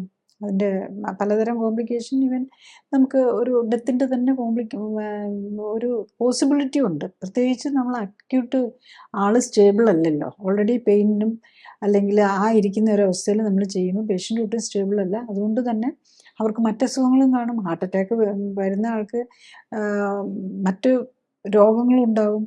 ഡയബറ്റീസ് ഉണ്ടാകാം, ഹൈപ്പർ ടെൻഷൻ ഉണ്ടാകാം, അതുപോലെ കിഡ്നി പ്രശ്നങ്ങളുണ്ടാകാം. പലപ്പോഴും ഡയബറ്റീസും ഹൈപ്പർ ടെൻഷനും ഒബേസിറ്റിയും ഉള്ളവർക്കാണ് ഹാർട്ട് അറ്റാക്ക് വരുന്നത്. അപ്പോൾ അവരുടെ ചിലപ്പോൾ കിഡ്നി അഫക്റ്റഡ് ആകാം. അപ്പോൾ ഈ ആൻജിയോഗ്രാഫ് ചെയ്യുമ്പോൾ ചിലപ്പോൾ ഒരു ഡൈ ഇഞ്ചെക്ട് ചെയ്യേണ്ട, ഒരു മരുന്ന് ഇഞ്ചെക്ട് ചെയ്തിട്ടാണ് ചെയ്യുന്നത്. ആൻജിയോഗ്രാമിനാണെങ്കിലും ആൻജിയോപ്ലാസ്റ്റിക്കാണെങ്കിലും. അപ്പം ഈ പലപ്പോഴും ആൻജിയോഗ്രാം ചെയ്ത് പിന്നെ ഇതൊക്കെ പറഞ്ഞു വെച്ചിട്ട് വീണ്ടും ചെയ്യാതിരിക്കാനായിട്ടും ഡോക്ടേഴ്സ് എപ്പോഴും ചിലപ്പോൾ ആൻജിയോഗ്രാമിൻ്റെ കൂടെ ആൻജിയോപ്ലാസ്റ്റിയും കൂടെ ചെയ്യും. കാരണം അല്ലെങ്കിൽ വീണ്ടും രണ്ടാമതൊരു സിറ്റിങ്ങും കൂടെ വരുമല്ലോ. അപ്പോൾ കോസ്റ്റ് കൂടും, അനസ്തീസിയും മറ്റേ തിയേറ്ററും എല്ലാത്തിൻ്റെയും കൂടുന്നുണ്ട്. ആ രീതിയിലും ചെയ്യും. അപ്പം ബേസിക്കലി നമ്മൾ മനസ്സിലാക്കേണ്ടത് എന്താണെന്ന് ചോദിച്ചു കഴിഞ്ഞ് കഴിഞ്ഞാൽ, നമുക്കൊരു അറ്റാക്ക് വന്നു കഴിഞ്ഞാൽ നമ്മൾ മരുന്നെടുത്ത് നമ്മൾ റെസ്റ്റ് എടുക്കുക എന്നുള്ളത്. അപ്പം രക്തം കട്ട പിടിക്കാതിരിക്കാനുള്ളത്, രക്തം ക്ലോട്ട് ഉണ്ടെങ്കിൽ അത് അലിയിപ്പിക്കാനായിട്ട്, ഇനി കട്ട പിടിക്കാതെ, കാരണം അവിടെ ഒരു രക്തക്കുഴലിലെ ഉള്ളിലെ ഈ കൊഴുപ്പടിഞ്ഞിരിക്കുന്നതിൽ എന്തോ വിള്ളലോ എന്തോ വന്നിട്ടുണ്ട്. അപ്പോൾ അവിടെയാണ് അറ്റാക്ക് വരാൻ, അത് അവിടെ ക്ലോട്ട് അടിഞ്ഞാണ് അറ്റാക്ക് വന്നിരിക്കുന്നത്. അപ്പോൾ ഇനിയും അതിലൊക്കെ കൂടുതൽ വരാതിരിക്കാനായിട്ട്, ക്ലോട്ട് അലിയാനുള്ളതും ഇനി വരാതിരിക്കാനുള്ള മരുന്നുകൾ എടുക്കുക, പ്രഷർ ഉണ്ടെങ്കിൽ പ്രഷർ കൺട്രോൾ ചെയ്യുക. അതൊക്കെയാണ് നമ്മൾ ഇമ്മീഡിയറ്റ് മെഷറായിട്ട് നമ്മൾ ചെയ്യേണ്ടത്. അത് ചെയ്ത് കഴിഞ്ഞ് കഴിഞ്ഞാൽ പിന്നെ ആക്ച്വലി നമുക്ക് ഈ ആൻജിയോപ്ലാസ്റ്റി പോലും നമുക്ക് ഒഴിവാക്കാവുന്നേ ഉള്ളൂ. കാരണം എന്താണെന്ന് ചോദിച്ചു കഴിഞ്ഞാൽ, നമ്മൾ ഈ ബെനിഫിറ്റ്സ് എന്ന് പറയുന്ന അന്നേരം ഒന്ന് തുറന്നു കൊടുക്കുക എന്നുള്ളതാണ്. പക്ഷേ അതിനിപ്പോൾ റിസ്ക് ഉണ്ട്. പിന്നെ റിപ്പീറ്റ് അറ്റാക്ക്, ഇപ്പോഴത്തെ ലേറ്റസ്റ്റ് സ്റ്റഡീസൊക്കെ കാണിക്കുന്ന ആൻജിയോപ്ലാസ്റ്റി ചെയ്താലും ഇനിയും റിപ്പീറ്റ് ഹാർട്ട് അറ്റാക്ക് വരാനുള്ള സാധ്യതയിൽ ഒട്ടും കുറയുന്നില്ല. അതായത് മരുന്നുകൾ കഴിച്ച ആൾക്കും ആൻജിയോപ്ലാസ്റ്റി ചെയ്ത ആൾക്കും ബൈപ്പാസ് ചെയ്ത ആൾക്കും ഒക്കെ വീണ്ടും വരാനുള്ള സാധ്യത ഈക്വലായിട്ടാണ് കാണുന്നത്. അപ്പോൾ നമുക്ക് എപ്പോഴും നല്ലത്, ഇപ്പം നമുക്ക് വീണ്ടും ഉണ്ടല്ലോ, ഇത് ബേസിക്കലി ഇതെല്ലാം ലൈഫ് സ്റ്റൈൽ ഡിസീസാണല്ലോ. അപ്പം മെഡിസിൻസ് എടുത്ത് സ്റ്റേബിൾ ആകാൻ നോക്കുക എന്നുള്ളതാണ് നമ്മളെപ്പോഴും ഫസ്റ്റ് ലൈനായിട്ട് ചെയ്യേണ്ടത്. നെക്സ്റ്റ്, ഇപ്പം ആൻജിയോഗ്രാം ഒക്കെ ചെയ്ത് കഴിയുമ്പോൾ ഈ കാൽസിഫിക്കേഷൻ വരുമോ, അല്ലെങ്കിൽ ഈ ബ്ലോക്ക് ഉണ്ടായിരിക്കുന്ന ചില ഇങ്ങനെ ബ്രാഞ്ചിങ് സ്ഥലം, അതായത് രക്തക്കുഴലുകൾ ബ്രാഞ്ച് ചെയ്യുമല്ലോ, ഡിവൈഡ് ചെയ്ത് പോകുന്ന സ്ഥലങ്ങളുണ്ടല്ലോ, അവിടെയൊക്കെ വന്നിട്ടുണ്ടെങ്കിൽ സ്റ്റെൻറ്റ് ഇടാൻ പറ്റില്ല. അപ്പോൾ അവിടെയൊക്കെ ബ്ലോക്ക് ഉണ്ടെങ്കിൽ, അപ്പോൾ സ്റ്റെൻറ്റ് എന്ന് പറഞ്ഞു കഴിഞ്ഞാൽ നമ്മളൊരു മെറ്റൽ പീസ് വെച്ചിട്ട് നമ്മൾ രക്തക്കുഴൽ, നമ്മളിപ്പം ആൻജിയോഗ്രാം എന്ന് പറഞ്ഞു കഴിഞ്ഞാൽ നമ്മൾ കയ്യിൽ നമ്മുടെ റേഡിയൽ ആർട്ടറി, അതിലേക്കൂടെ ഒരു കത്തീറ്റർ കടത്തി അതിൻ്റെ കത്തീറ്റർ ഹാർട്ടിൽ ചെന്ന് അതിൻ്റെ എയോർട്ടയുടെ ബേസിൽ പോയി കൊറോണറി ആർട്ടറിയുടെ ബേസിലേക്ക് കയറി കൊറോണറി ആർട്ടറിക്കകത്ത് പോയി ഒരു ഡൈ ഇഞ്ചെക്ട് ചെയ്തിട്ടാണ് നമ്മൾ എക്സ്റേ എടുത്ത് അവിടെ എന്തൊക്കെയുണ്ട്, ബ്ലോക്കൊക്കെ ഉണ്ടോ ഇതൊക്കെ നമ്മൾ നോക്കുന്നത്. അപ്പോൾ ഇതിൻ്റെ ഈ പ്രൊസീജിയറിൽ തന്നെ നമുക്ക് കുറേ ഇപ്പോൾ എവിടെയെങ്കിലുമൊക്കെ ഈ ഹാർട്ട് അറ്റാക്ക് വരുന്ന ആൾക്ക് എന്താണേലും ഈ ആത്രോസ്ക്ലീറോസിസ് കാണും, അതായത് രക്തക്കുഴലിനടുത്തൊക്കെ കൊഴുപ്പടിഞ്ഞിട്ടുണ്ടാകും. അപ്പോൾ നമ്മൾ ഈ കത്തീറ്റർ പോകുന്ന വഴിയാണേലും ഇതിലെവിടെയെങ്കിലും ഒക്കെ രക്തക്കുഴലുകൾക്കും ഒക്കെ ഡാമേജ് വരിക, അല്ലെങ്കിൽ ഈ പ്ലാക്കിന് എന്തെങ്കിലും വരികയോ അവിടെയും രക്തം കട്ട പിടിക്കും. അപ്പോൾ അങ്ങനെയുള്ള കോംപ്ലിക്കേഷൻസ് വരാം എന്നുള്ളതാണ്. പിന്നെ പലപ്പോഴും ഈ കാൽസിഫൈഡ്, അതായത് ഈ രക്തക്കുഴലുകൾ ഇങ്ങനെ ഇൻഫ്ലമേഷൻ വന്ന് കാൽസിഫൈഡ് ആയിട്ടിരിക്കുന്നവർക്കും സ്റ്റെൻറ്റ് ഇടാനും പറ്റില്ല. അങ്ങനെയുള്ളവർക്കാണ് യൂഷ്വലി ബൈപ്പാസ് പറയുന്നത്. അപ്പം ബൈപ്പാസ് ചെയ്താലും, ബൈപ്പാസ് എന്ന് പറഞ്ഞു കഴിഞ്ഞാൽ ഒരു മേജർ സർജറിയാണ് വരുന്നത്. അപ്പോൾ അതിൽ നമ്മളുടെ ഈ ഫ്രണ്ട് ബോൺ തന്നെ ഓപ്പൺ ചെയ്ത് നമ്മുടെ തൊറാസിക്, ഈ വാരിയലുകളും എല്ലാം ഉള്ള ആ തൊറാസിക് കേജ് ഓപ്പൺ ചെയ്ത്, അപ്പോൾ അതൊരു മേജർ ബോണാണ്. അത് നമ്മൾ ശരിക്കും ഈ ടൈലൊക്കെ ഒരു സ്ട്രോങ് ആയ കട്ടർ വെച്ചിട്ട്, ഇലക്ട്രിക് കട്ടർ വെച്ച് കട്ട് ചെയ്ത് വേണം നമുക്ക് ഓപ്പൺ ചെയ്ത് അതിനകത്ത് ഹാർട്ടിനകത്ത്, പിന്നെ ഹാർട്ടിന് പുറമേ ഒരു പെരിക്കാർഡിയം, അതും ഓപ്പൺ ചെയ്ത്, പിന്നെ നമ്മൾ കാലിൽ നിന്നോ അല്ലെങ്കിൽ കാലിൽ നിന്നുള്ള രക്തക്കുഴലുകൾ എടുത്താണ് നമ്മൾ അയോട്ടയായിട്ട് ബന്ധിപ്പിച്ച് അതിൻ്റെ ഈ ബ്ലോക്കിൻ്റെ അപ്പുറത്തേക്ക് കൊടുക്കും. അപ്പോൾ പലപ്പോഴും എന്താണെന്ന് ചോദിച്ചു കഴിഞ്ഞ് കഴിഞ്ഞാൽ ഈ ബ്ലോക്ക് കഴിഞ്ഞ് അവിടെ ആയിരിക്കുന്ന ശരിക്കും ബ്ലോക്കായിരിക്കുന്ന ഇതാണെങ്കിൽ അതിനപ്പുറത്തേക്ക് ഓൾറെഡി രക്തക്കൊള്ളികൾ ഡാമേജ്ഡ് ആയിരിക്കും. അപ്പോൾ അങ്ങോട്ടും കൊടുക്കാൻ പറ്റില്ല. അപ്പോൾ ഓൾറെഡി ഈ ഇപ്പം എക്കോയിലൊക്കെ ആണെങ്കിൽ മസിൽ ഓൾറെഡി ഡാമേജ്ഡ് ആണ്, അവിടെ വീക്ക്നെസ് ഉണ്ടെങ്കിൽ അവിടെ നമുക്ക് ബൈപ്പാസ് ചെയ്യാനും പറ്റില്ല. കാരണം ഇമ്മീഡിയറ്റ്ലി ഉള്ളതും ഓൾഡ് നേരത്തെ വന്നിരിക്കുന്ന അറ്റാക്കുകൾക്കൊന്നും നമുക്ക് ബൈപ്പാസ് ചെയ്തിട്ട് കാര്യമില്ല. അപ്പോൾ അതാണ് നമുക്ക് അതിനൊക്കെ, അതായത് ഈ ബൈപ്പാസിനാണേലും സ്റ്റെൻറ്റ് ഇടുന്നതിനാണേലും ഒത്തിരി ലിമിറ്റേഷൻസും ഉണ്ട്, ഒത്തിരി റിസ്ക് ഫാക്ടേഴ്സും ഉണ്ട്. പ്രത്യേകിച്ച് ഇതൊക്കെ ചെയ്യേണ്ടി വരുന്നത് മിക്കവാറും ഡയബറ്റീസും ഹൈപ്പർ ടെൻഷനും ഒക്കെ ഉള്ള പേഷ്യൻ്റ് ആയിരിക്കും. അവരുടെ അനസ്തീസിയയുടെ റിസ്ക്കും ഓപ്പറേഷൻ്റെ റിസ്ക്കും ഈവൻ പോസ്റ്റ് ഓപ്പറേറ്റീവ് കോംപ്ലിക്കേഷൻസ് വരാനും വൂണ്ട് ഹീലിങ്ങും, കാരണം ഇതൊക്കെ മേജർ ഇതാണല്ലോ, ഓപ്പറേഷൻ ആണല്ലോ. അപ്പം മേജർ നമ്മൾ ശരിക്കും പറഞ്ഞാൽ ഇതിലാണ് സ്റ്റിച്ച് ചെയ്യാനായിട്ട് പോലും യൂസ് ചെയ്യുന്നത് സ്റ്റീൽ വയേഴ്സാണ്. അപ്പോൾ ഈ സ്റ്റീൽ വയറിനെ കൊണ്ട് ഫ്യൂച്ചറിലും അങ്ങനെ പല പല കോംപ്ലിക്കേഷൻസും വരാനുള്ള സാധ്യതകളുണ്ട്. അപ്പോൾ അത് നമ്മൾ മനസ്സിലാക്കുക എന്നുള്ളതാണ്. അപ്പം നമ്മൾ എല്ലാം പേടിപ്പിക്കാനില്ല, നമ്മൾ കാര്യങ്ങൾ മനസ്സിലാക്കണം. നമ്മളൊരു ഓപ്പറേഷന് പോകുന്നതിന് മുമ്പ് അതിൻ്റെ സൈഡ് എഫക്ട്സും കാര്യങ്ങളും മനസ്സിലാക്കിയിട്ട് മാത്രമേ നമ്മൾ ചെയ്യാൻ പാടുള്ളൂ. പിന്നെ ഇതെല്ലാം ചെയ്താലും, അതായത് ബൈപ്പാസ് ചെയ്താലും സ്റ്റെൻറ്റ് ഇട്ടാലും ഇവർക്കൊക്കെ വീണ്ടും മരുന്നുകൾ ലൈഫ് ലോങ് കഴിക്കേണ്ടേയും വരും. അപ്പം ബേസിക്കലി ഇതെല്ലാം ജീവിതശൈലി രോഗമാണ്. അപ്പോൾ ജീവിതശൈലി മാത്രം വെച്ച് കറക്റ്റ് ചെയ്യാവുന്ന, അതായത് അക്യൂട്ട് സ്റ്റേജിൽ നമ്മൾ സ്റ്റേബിൾ ആയി കഴിഞ്ഞാൽ ജീവിതശൈലി വെച്ച് തന്നെ നമുക്ക് കറക്റ്റ് ചെയ്യാവുന്നതേ ഉള്ളൂ. അതാണ് നമ്മൾ മനസ്സിലാക്കേണ്ടത്. പിന്നെ ഇപ്പോഴത്തെ കണ്ടീഷനിൽ വേറൊരു പ്രോബ്ലം എന്താണെന്ന് ചോദിച്ചു കഴിഞ്ഞ് കഴിഞ്ഞാൽ പലപ്പോഴും ഇൻഷുറൻസ് ഉണ്ടായിരിക്കും എല്ലാവർക്കും. അപ്പം ആൻജിയോപ്ലാസ്റ്റിയോ ആൻജിയോഗ്രാമോ ബൈപ്പാസോ ഒക്കെ ചെയ്യാൻ ഒക്കെ ഇൻഷുറൻസ് 100% നമുക്ക് കിട്ടും. അതുകൊണ്ട് എന്താണെന്ന് ചോദിച്ചാൽ ആരും ഇതിനെക്കുറിച്ചൊന്നും ചിന്തിക്കുകയില്ല. നെഞ്ചുവേദനയാണെന്ന് പറഞ്ഞു എന്തായാലും പൈസ പോലും ഉണ്ടാക്കേണ്ട കാര്യമില്ല, അപ്പം ഫ്രീ ട്രീറ്റ്മെൻ്റ് ആണല്ലോ, അപ്പം തന്നെ അതിലങ്ങ് പിന്നെ ഉടനെ തന്നെ തീരുമാനം എടുക്കുകയാണ്. ഇപ്പം ഹോസ്പിറ്റൽസ് ആണെങ്കിലും പേഷ്യൻസിൻ്റെ കയ്യിൽ നിന്ന് വറീഡും ഇതും വരുന്നില്ലല്ലോ. അപ്പം ഡെഫിനറ്റ്ലി ഇൻഷുറൻസ് ഉണ്ടെങ്കിൽ നമ്മൾ ഓപ്പറേഷനിലേക്ക് പോകാനുള്ള ചാൻസസും കൂടുതലായിരിക്കും. നമുക്കൊരു തിങ്കിങ്ങിന് പോലുള്ളൊരു ചാൻസ് കിട്ടിയെന്നിരിക്കുകയില്ല. അതുകൊണ്ട് നമ്മൾ മനസ്സിലാക്കി വയ്ക്കേണ്ടത് ഇൻഷുറൻസ് ഉണ്ടെങ്കിലും ആൻജിയോപ്ലാസ്റ്റിക്കും ബൈപ്പാസിനും ഒക്കെ സൈഡ് എഫക്റ്റും ഉണ്ട്. അതുകൊണ്ട് അതൊന്നും ഇല്ലാതെ നമുക്ക് ഇതൊക്കെ ചെയ്തു കഴിഞ്ഞ് കഴിഞ്ഞാലും ഫ്യൂച്ചറിൽ അറ്റാക്ക് വരാനും കൂടുതൽ ബ്ലോക്കുകൾ വരാനും ഒക്കെ ഉള്ള പോസിബിലിറ്റി ഉണ്ട്. നമ്മൾ അത് ചെയ്തു എന്നും പറഞ്ഞ് ഇനിയും വരാതിരിക്കണമെന്നില്ല. അപ്പം ചെയ്തു കഴിഞ്ഞ് കഴിഞ്ഞാൽ നമ്മൾ ലൈഫ് ലോങ് മെഡിസിൻസ് എടുത്തുകൊണ്ടിരിക്കണം. പ്രത്യേകിച്ച് സ്റ്റെൻറ്റ് ഇട്ട് കഴിഞ്ഞ് കഴിഞ്ഞാൽ ഡെഫിനറ്റ്ലി 1 ഇയർ വരെ കൃത്യമായിട്ട് തന്നെ മരുന്ന് കഴിക്കണം. ഉഴപ്പിയിട്ടുണ്ടെങ്കിൽ ചിലപ്പോൾ ആ സ്റ്റെൻറ്റിൽ തന്നെ ക്ലോട്ട് വന്നിട്ട് അടുത്ത അറ്റാക്കോ ഈവൻ സ്ട്രോക്ക്, അതിൽ നിന്ന് ആ ക്ലോട്ട് പോയി ബ്രെയിനിലേക്കൊക്കെ പോയി സ്ട്രോക്ക് വരാനുള്ള സാധ്യതയും കൂടെ ഉണ്ടെന്നുള്ളതും കൂടെ നമ്മൾ മനസ്സിലാക്കണം. അപ്പോൾ ഇതിനെയൊക്കെ നമ്മൾ കുറച്ചും കൂടെ സീരിയസ് ആയിട്ട് കാണണം എന്നുള്ളതാണ്. നെക്സ്റ്റ്, നമ്മൾ ഈ ഹാർട്ട് അറ്റാക്കും അല്ലെങ്കിൽ ഹൃദയസ്തംഭനവും വെച്ച് മരിക്കാതെ ഇരിക്കാനുള്ള, ഒരു സഡൻ ഡെത്ത് ഉണ്ടാകാതിരിക്കാൻ നമ്മൾ എന്താണ് ചെയ്യേണ്ടതെന്നുള്ളതാണ്. അപ്പം ബേസിക്കലി നമ്മൾ ഈ അൺടൈംലി ഡെത്ത്, ഇപ്പം നമ്മൾ 70 വയസ്സോ 80 വയസ്സോ അല്ല പ്രായമായി കഴിഞ്ഞ് കഴിഞ്ഞാൽ നമുക്ക് അറ്റാക്ക്, കാരണം നമ്മളുടെ എല്ലാത്തിൻ്റെയും ബോഡി എക്സ്പയറി ഉണ്ടല്ലോ, അത് കഴിഞ്ഞ് കഴിഞ്ഞാൽ ഹാർട്ട് അറ്റാക്കൊക്കെ വന്ന് മരിക്കാം. അതിൽ നമുക്കൊന്നും പ്രിവെൻറ്റ് ചെയ്യാനും പറ്റിയെന്നിരിക്കുകയില്ല. പക്ഷെ നമ്മൾ അൺടൈംലി ആയിട്ട് 40-ആം വയസ്സിലും 50-ആം വയസ്സിലും 60-ആം വയസ്സിലും യൂഷ്വലി നമുക്ക് അപ് ടു ഒരു 100 ഇയേഴ്സ് വരെ പോകാൻ പറ്റും. പക്ഷെ നമ്മൾ ഈ ഓപ്പറേഷൻ വഴി ഇപ്പം 70-ആം വയസ്സിൽ നമ്മൾ ബൈപ്പാസ് ചെയ്ത് ഒന്നുമല്ല നമ്മൾ എക്സ്റ്റെൻഡ് ചെയ്യാനായിട്ട് നോക്കണം. നമ്മൾ ചെറുപ്രായത്തിൽ തന്നെ നമ്മൾ ലൈഫ് സ്റ്റൈൽ കറക്റ്റ് ചെയ്ത്, ഇപ്പം നമ്മൾ ഏർലി ഡയഗ്നോസിസ്, ഹാർട്ട് അറ്റാക്ക് ഒക്കെ വരുന്നത് ഇതിൻ്റെയൊക്കെ പ്രോബ്ലംസ് നമ്മൾ ഹാർട്ടിൽ രക്തക്കുഴലിലൊക്കെ ബ്ലഡൊക്കെ കൊഴുപ്പൊക്കെ അടിഞ്ഞ് ബ്ലോക്ക് ആകുന്ന ഒരു ദിവസം കൊണ്ടൊന്നുമല്ല. ആദ്യം ഓവർ വെയിറ്റ് ആയിരിക്കും വരുന്നത്, അല്ലെങ്കിൽ കൊളസ്ട്രോളും ട്രൈഗ്ലിസറൈഡും ബ്ലഡിൽ കൂടുമായിരിക്കും ചെയ്യുന്നത്, BP ഉണ്ടാവും, ഡയബറ്റീസ് ഉണ്ടാകും. ഇതൊക്കെ ഉള്ളവർക്ക് മാത്രമാണ് ഇത് വരാറുള്ളത്. ഇനി ഒന്നുമില്ലാതെ വന്നു എന്ന് പറയുമ്പോൾ അത് കണ്ടുപിടിച്ചിട്ടുണ്ടാവില്ല എന്നേ ഉള്ളൂ. അപ്പം നമ്മളെല്ലാവരും ഈവൻ ഇപ്പോൾ കൊച്ചു പിള്ളേർക്ക് പോലും കൊളസ്ട്രോളും BP ഒക്കെ ഡയബറ്റീസും ഒക്കെ വരികയാണ്. അതുകൊണ്ട് നമ്മൾ പീരിയോഡിക്കലായിട്ട് എല്ലാ ഇയറിലും തന്നെ നമ്മൾ ഇതൊക്കെ ചെക്ക് ചെയ്യുക എന്നുള്ളതാണ്. അപ്പോൾ ചെക്ക് ചെയ്ത് പിന്നെ വെയിറ്റ് നോക്കാൻ നമുക്ക് വേറെ എങ്ങും പോകാൻ ചെക്ക് ചെയ്യേണ്ട കാര്യമില്ല. ഒരു വെയിങ് മെഷീൻ എല്ലാവരുടെയും വീട്ടിലുണ്ടാവണം, BP പാറ്റസ് എല്ലാവരുടെയും വീട്ടിലുണ്ടാവണം. പിന്നെ ഇപ്പോൾ ഒരു നമുക്കിങ്ങനത്തെ പ്രോബ്ലംസ് എല്ലാവരുടെയും വീട്ടിലും, പേരൻസിനും മക്കൾക്ക് പ്രായം കുറവാണെങ്കിലും പേരൻസിനും പ്രായം ഉണ്ടാവില്ല. അപ്പോൾ അതുപോലെ നമ്മുടെ എമർജൻസി മെഡിസിൻസ്, ഇപ്പോൾ ഒരു അറ്റാക്ക് വരികയാണെങ്കിൽ വേദന വന്നു കഴിഞ്ഞ് കഴിഞ്ഞാൽ തിരിച്ചറിയാൻ ഞാൻ നേരത്തെ പറഞ്ഞ പോലെയുള്ള ആൻറ്റാസിഡ്സ്, സോബിട്രേറ്റ് ഇത്തരം മെഡിസിൻസ് ഉണ്ടാവണം. നമ്മൾ തന്നെ അത്യാവശ്യം മരുന്നുകളെക്കുറിച്ചും ടെസ്റ്റുകളെക്കുറിച്ചും ബോധവാന്മാരുമായിരിക്കണം. എങ്കിൽ മാത്രമേ നമുക്ക് ഹെൽത്ത് നമുക്ക് തന്നെ കൺട്രോൾ ചെയ്ത് ബേസിക്കലി ഹെൽത്തി ആയിട്ടിരിക്കുക എന്നുള്ളത് നമ്മുടെ ചോയ്സാണ്. നമുക്ക് ആഗ്രഹം ഉണ്ടെങ്കിൽ നമുക്ക് ഹെൽത്തി ആയിട്ടിരിക്കാം. നമ്മൾ ഉഴപ്പരാണെങ്കിൽ അല്ലെങ്കിൽ നമുക്ക് ലൈഫ് സ്റ്റൈലൊന്നും നോക്കാൻ പറ്റില്ലെങ്കിൽ നമുക്ക് രോഗം വരും. അപ്പോൾ അങ്ങനെ വരുന്നതാണ്. അല്ലെങ്കിൽ നമ്മൾ ചിലരുണ്ട് വെരി ഹെൽത്ത് കോൺഷ്യസ് ആണെന്ന് പറയും, ജിമ്മിൽ വർക്ക് ചെയ്തുകൊണ്ടിരുന്നപ്പം അറ്റാക്ക് വന്നു ഇങ്ങനെയൊക്കെ പറയും. അതെന്തുകൊണ്ടാണെന്ന് പറഞ്ഞു കഴിഞ്ഞാൽ അവർക്ക് കറക്റ്റായിട്ടുള്ള ആ നോളജ് ഇല്ലാത്തത് കൊണ്ടാണ്. അവരുടെ ബോഡി അല്ലെങ്കിൽ അവർക്ക് അത് ടെസ്റ്റ് ചെയ്യുകയോ കണ്ടുപിടിക്കുകയോ ചെയ്തിട്ടില്ലാത്തതുകൊണ്ടാണ്. അപ്പോൾ നമുക്കിതൊക്കെ നേരത്തെ തന്നെ കണ്ടുപിടിച്ച് കാർഡിയാക് മാർക്കേഴ്സ് ഉണ്ട്, അതുപോലെയുള്ള ടെസ്റ്റുകൾ ചെയ്ത് കണ്ടുപിടിക്കുക. പിന്നെ ബേസിക്കലി ഇതെല്ലാം ജീവിതശൈലി രോഗമാണ്. അപ്പം ജീവിതശൈലി കറക്റ്റ് ചെയ്ത് എന്തെങ്കിലും ഉണ്ടെങ്കിൽ നമുക്കതിനെ റിവേഴ്സ് ചെയ്യാൻ പറ്റുന്നതാണ്. അപ്പം ബേസിക്കലി ജീവിതശൈലി വെച്ച് കറക്റ്റ് ചെയ്യാൻ നോക്കുമ്പം നമ്മൾ തന്നെയാണ് അതിനകത്ത് ഹീലർ.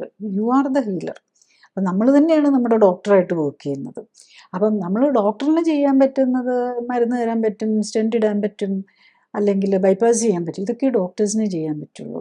പക്ഷേ ഈ മരുന്നിൻ്റെയോ സ്റ്റെൻറ്റിൻ്റെയോ ഓപ്പറേഷൻ്റെയോ ഒന്നും കുറവുകൊണ്ടല്ല നമുക്ക് ഈ അസുഖം വരുന്നത്. നമുക്ക് അസുഖം വന്നിരിക്കുന്നത് ജീവിതശൈലിയുടെ പ്രശ്നങ്ങളാണ്. അപ്പം ചിലർ പറയും, എൻ്റെ വീട്ടിൽ തന്നെ ഫാമിലി തന്നെ പലർക്കും ഉണ്ട്, അപ്പോൾ ഇതിപ്പോൾ ഫാമിലിയിലുള്ളതാണ്, അതുകൊണ്ട് ജീവിതശൈലി ഒന്നും നോക്കിയിട്ട് കാര്യമില്ലാന്ന്. പക്ഷെ അങ്ങനെയല്ല. ഫാമിലിയിൽ നമുക്ക് ഇത്തരം പ്രോബ്ലംസ് ഉണ്ടെങ്കിൽ നമ്മൾ മോർ ആക്റ്റീവായിട്ട് ജീവിതശൈലി കറക്റ്റ് ചെയ്യുക. അപ്പം തന്നെ അത് കറക്റ്റ് ആയിക്കോളും. അപ്പോൾ നമ്മൾ അങ്ങനെയുള്ള ഒരു ഫാമിലിയിൽ ഹിസ്റ്ററി ഒക്കെ ഉണ്ടെങ്കിൽ അതിനെ പ്രോപ്പർലി ടെസ്റ്റുകൾ നോക്കി അതിനൊരു ക്ലിനിക്കൽ സപ്പോർട്ടോടു കൂടി ജീവിതശൈലി ക്രമീകരിച്ച് നമുക്ക് അറിയാനും പറ്റും. എല്ലാം ഹാർട്ടിൻ്റെ പെട്ടെന്നല്ലല്ലോ വരുന്നത്. നമുക്ക് കാർഡിയാക് മാർക്കേഴ്സ് നോർമലാക്കി നിർത്തണം, ട്രൈഗ്ലിസറൈഡും കൊളസ്ട്രോളും ഒക്കെ നോർമലാവണം, പിന്നെ HSCRP നോക്കണം, ട്രോപ്പോണിൻ നോർമലായിരിക്കണം, പിന്നെ ഓവർ വെയിറ്റ് ഉണ്ടാകരുത്, കൊഴുപ്പ് ശരീരത്തിൽ കൂടുതലുണ്ടോയെന്ന് നോക്കുക. ഇത്തരം കാര്യങ്ങളെല്ലാം നോക്കി എല്ലാം കറക്റ്റാണെങ്കിൽ, ബോഡി പാരാമീറ്റേഴ്സും ബ്ലഡ് പാരാമീറ്റേഴ്സും കറക്റ്റാണെങ്കിൽ നമുക്ക് സാധാരണ നിലയിൽ അറ്റാക്കൊന്നും വരേണ്ട കാര്യമില്ല. അല്ലെങ്കിൽ പ്രത്യേകിച്ച് പിന്നെ നമ്മൾ എന്തെങ്കിലും ഒരു ഇൻഫെക്ഷൻ വരുമോ അങ്ങനെയൊക്കെ എന്തെങ്കിലും പ്രത്യേക സാഹചര്യത്തിൽ അപ്പോൾ പോലും നമ്മുടെ ബോഡി കറക്റ്റാണ്, നമ്മുടെ ഇമ്മ്യൂൺ സിസ്റ്റം കറക്റ്റാണ്, നമ്മുടെ മെറ്റബോളിസം കറക്റ്റാണെങ്കിൽ ഒരു അങ്ങനെ അൺടൈംലി ആയിട്ട് ഒരു അറ്റാക്ക് വരികയോ മരിക്കേണ്ടത്, അറ്റാക്ക് വന്നിട്ട് നമ്മൾ കെയർ എടുക്കാതെയും കൂടെ വരുമ്പോഴേക്കും ഈ നമ്മളുടെ പേസ് മേക്കർ, ഹാർട്ടിന് പേസ് മേക്കർ ഉണ്ടല്ലോ, ആ ഭാഗത്തോ അല്ലെങ്കിൽ മേജർ കുറേ ഭാഗം വലിയ രക്തക്കുഴലിൽ വരുമ്പോഴാണ് ഹൃദയസ്തംഭനത്തിലേക്ക് പോകുന്നത്. നമ്മൾ ഹൃദയസ്തംഭനം വരുന്നത് ഹോസ്പിറ്റലിനകത്തൊക്കെ വെച്ചാണെങ്കിൽ ഇമ്മീഡിയറ്റ് റിവേഴ്സലൊക്കെ ചെയ്ത് നമ്മൾ ഡീഫിബ്രിലേറ്ററൊക്കെ വെച്ച് നമുക്ക് ഇത് ചിലപ്പോൾ രക്ഷിക്കാൻ പറ്റിയെന്നിരിക്കും. പക്ഷേ നമ്മൾ പുറത്തൊക്കെ ആണെങ്കിൽ നമ്മൾ മാനുവലായിട്ട് ഇമ്മീഡിയറ്റ്ലി നമ്മൾ CPR ഒക്കെ കൊടുത്തും ചിലപ്പോൾ അങ്ങനെയുള്ളൊക്കെ ആളൊക്കെ അടുത്തുണ്ടെങ്കിൽ നമ്മൾ രക്ഷപ്പെട്ടെന്നിരിക്കും. പക്ഷെ അല്ലെങ്കിൽ നമ്മൾ ഹോസ്പിറ്റലിൽ എത്തുമ്പോഴേക്കും പിന്നെ റിവൈവ് ചെയ്താൽ പോലും നമ്മുടെ ബ്രെയിനിനെ നമുക്ക് തിരിച്ചു കൊണ്ടുവരാൻ പറ്റാതെ വന്നിരിക്കും. അപ്പം ബ്രെയിൻ ഡെത്തായി പോയിട്ട് നമ്മൾ തിരിച്ചു വന്നു കഴിഞ്ഞ് കഴിഞ്ഞാലും ഹാർട്ടിനെ റിവൈവ് ചെയ്ത് കഴിഞ്ഞ് കഴിഞ്ഞാൽ തന്നെ നമുക്ക് തിരിച്ചൊരു നോർമൽ ലൈഫിലേക്ക് ആ കോൺഷ്യസ്നെസ് നമുക്ക് അവയർനെസ്സും അത്തരം പ്രോബ്ലംസിലേക്കും കൂടെ പോകാനുള്ള ഇതുണ്ട്. അതുകൊണ്ട് നമ്മളുടെ എയിം ചെയ്യേണ്ടത് നമ്മൾ ഒരു കാരണവശാലും ഒരു കാർഡിയക് അറസ്റ്റിലേക്ക് പോകരുത്. ഒരു മേജർ ഹാർട്ട് അറ്റാക്ക് വന്ന് അതിലേക്ക് പോകാതിരിക്കാൻ നമ്മൾ ഈ കാര്യങ്ങൾ ബോഡി പാരാമീറ്റേഴ്സ് കറക്റ്റാക്കി വയ്ക്കുക, ബ്ലഡ് പാരാമീറ്റേഴ്സ് കറക്റ്റാക്കി വയ്ക്കുക, ഇൻഫ്ലമേറ്ററി പാരാമീറ്റേഴ്സും രക്തക്കൊഴലുകളും എല്ലാം ക്ലിയർ ആണെന്ന് ഉറപ്പിച്ച് നിർത്തിയാൽ മാത്രം മതിയാവും. അപ്പോൾ അത് സെൽഫ് ചെയ്യാൻ പറ്റാതെ വരും, അല്ലെങ്കിൽ മൾട്ടിപ്പിൾ രോഗങ്ങളൊക്കെ ഉള്ളപ്പോഴാണ് ക്ലിനിക്കൽ സപ്പോർട്ട് വേണ്ടി വരുന്നത്. ചുരുക്കി പറഞ്ഞാൽ ഹൃദ്രോഗികളുടെ എണ്ണം കൂടി വരികയാണ്. ഒപ്പം തന്നെ ആൻജിയോപ്ലാസ്റ്റി, ബൈപ്പാസ് തുടങ്ങിയ ഓപ്പറേഷനുകൾക്ക് വിധേയരാകേണ്ടി വരുന്ന ഹൃദ്രോഗികളുടെ എണ്ണവും കൂടി വരുന്നു. ഓപ്പറേഷന് മുമ്പ് രോഗത്തിൻ്റെ അടിസ്ഥാന കാരണം എന്താണ്, ഓപ്പറേഷൻ എന്താണ് ലക്ഷ്യമിടുന്നത്, ഓപ്പറേഷൻ സമയത്തും അതിനുശേഷവും ഉണ്ടാകാവുന്ന അപകട സാധ്യതകളും പാർശ്വഫലങ്ങളും എന്തൊക്കെ തുടങ്ങിയ കാര്യങ്ങൾ രോഗികളും ബന്ധുക്കളും മനസ്സിലാക്കാൻ ശ്രമിക്കണം. ഒപ്പം തന്നെ ഓപ്പറേഷനിലൂടെ ലഭിക്കുന്ന പ്രയോജനം, ഓപ്പറേഷൻ കൊണ്ട് രോഗം മാറുമോ, ഇനിയും രോഗം ഉണ്ടാകാൻ സാധ്യതയുണ്ടോ തുടങ്ങിയ കാര്യങ്ങളും അറിയാൻ ശ്രമിക്കുക. ഇൻഷുറൻസ് പരിരക്ഷ ഉള്ളവരാണ് കൂടുതലും. ഓപ്പറേഷനായി പണം ചെലവാക്കേണ്ടി വരുന്നില്ല. അതിനാൽ ശസ്ത്രക്രിയകളെ വളരെ ലാഘവത്തോടെ കാണുന്ന രീതി കൂടി വരികയാണ്. അനസ്തീസിയ സംബന്ധമായും ഓപ്പറേഷൻ സമയത്തും അതിനുശേഷവും ഉണ്ടാകാവുന്ന അപകട സാധ്യതകൾ വളരെ ചെറുതാണെങ്കിലും മരണത്തിന് പോലും ഉള്ള സാധ്യത ഉണ്ടാക്കും എന്ന യാഥാർത്ഥ്യം മനസ്സിലാക്കണം. ഓപ്പറേഷനായി നൽകുന്ന ഒട്ടുമിക്ക സമ്മതപത്രത്തിലും മരണം വരെ സംഭവിക്കാൻ സാധ്യതയുണ്ട് എന്ന് എഴുതിയിട്ടുണ്ടാകും. രോഗിയും ബന്ധുക്കളും ഓപ്പറേഷന് മുമ്പായി നൽകേണ്ട സമ്മതപത്രം ഓപ്പറേഷൻ ദിവസമല്ല വായിക്കേണ്ടത്, മറിച്ച് ഓപ്പറേഷന് വിധേയമാകാൻ തീരുമാനിക്കുന്നതിനും തീയതി ഫിക്സ് ചെയ്യുന്നതിന് മുമ്പ് ഒപ്പുവെക്കേണ്ട സമ്മതപത്രം വായിച്ചു നോക്കി മനസ്സിലാക്കണം.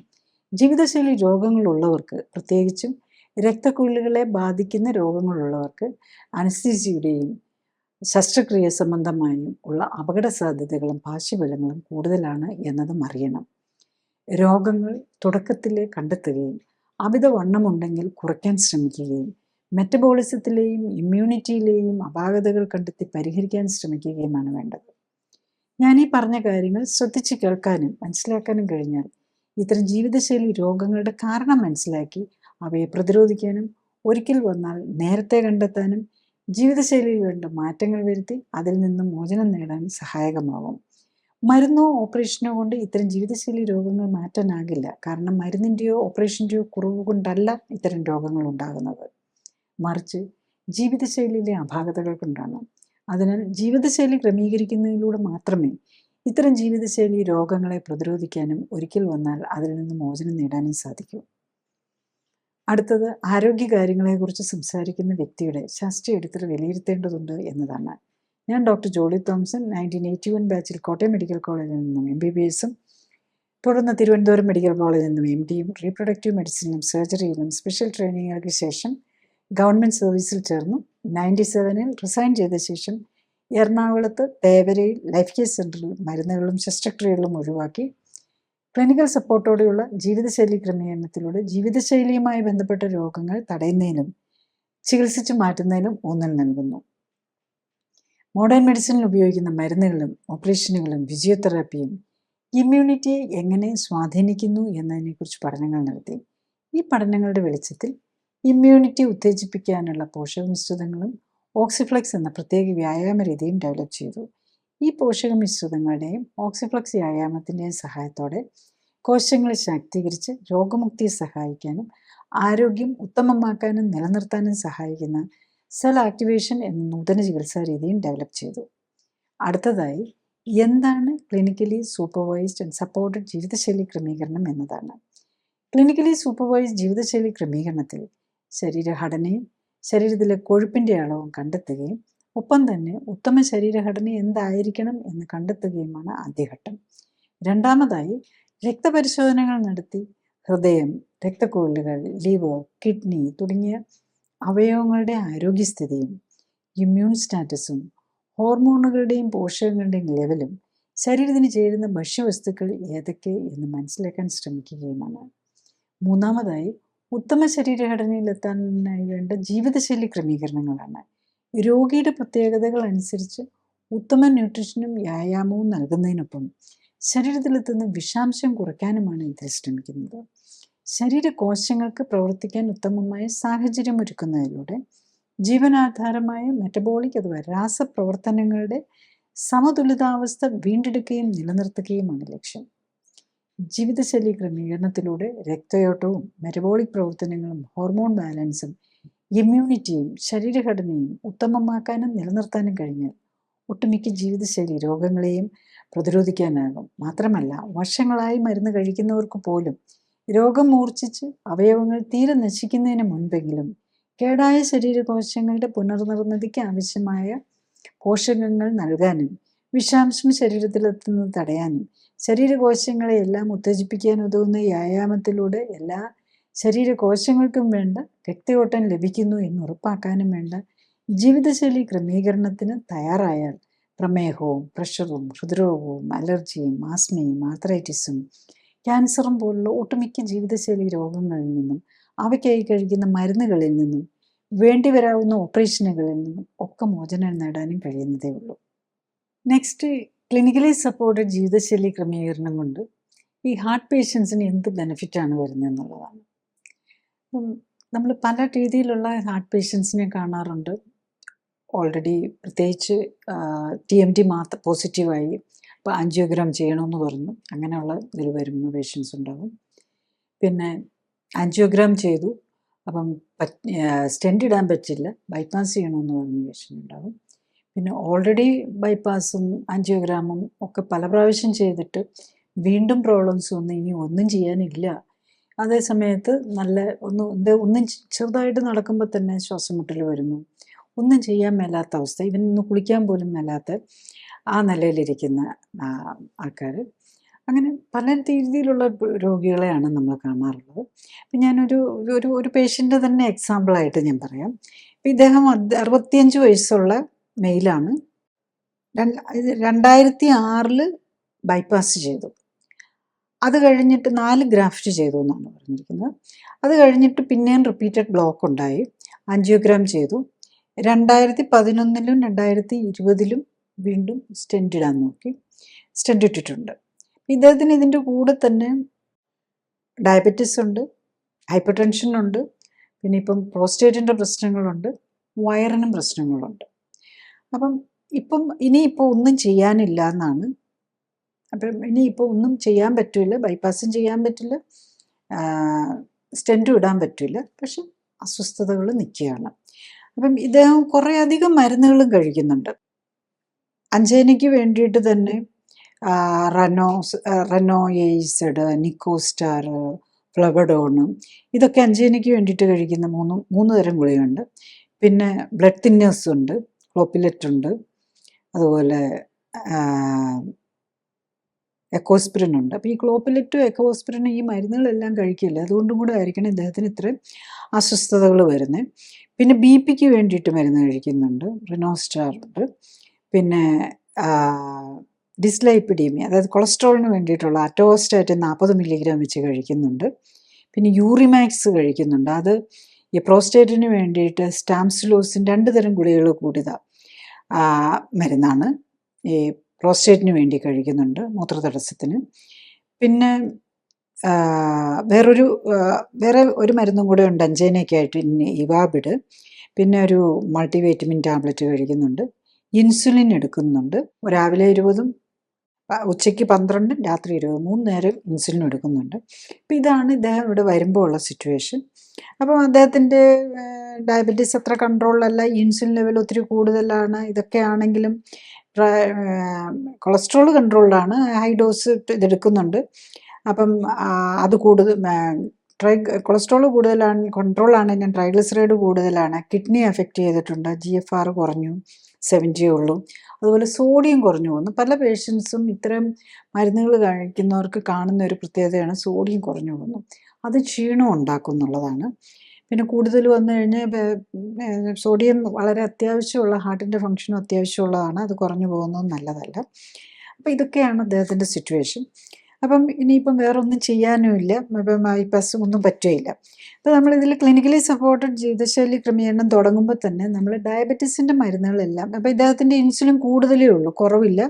അപ്പോൾ ഇൻസുലിൻ ഇഞ്ചക്ഷൻ എടുക്കുന്നതുകൊണ്ട് C-പെപ്റ്റൈഡും നോക്കിയിട്ടുണ്ട്, C-പെപ്റ്റൈഡും ഉണ്ട്, 4.8 ഉണ്ട്. അപ്പം ഇത് ടൈപ്പ് 2 ഡയബറ്റീസ് ആണ്. അപ്പം ഡയബറ്റീസിൻ്റെ എല്ലാ മരുന്നുകളും നിർത്താം. അപ്പം ആക്ച്വലി ഇദ്ദേഹത്തിൻ്റെ മരുന്നുകൾ നമ്മൾ ഒരു ഡയബറ്റീസിൻ്റെ മരുന്നൊക്കെ നിർത്തിയാലും ഡയബറ്റീസ് കൺട്രോൾഡായി. 8th ഡേ വന്നപ്പോഴേക്കും അദ്ദേഹത്തിന് 6.7 ഉണ്ടായിരുന്നുള്ളൂ, റീസണബിളി ഡയബറ്റീസ് കൺട്രോൾഡ് ആയിരുന്നു.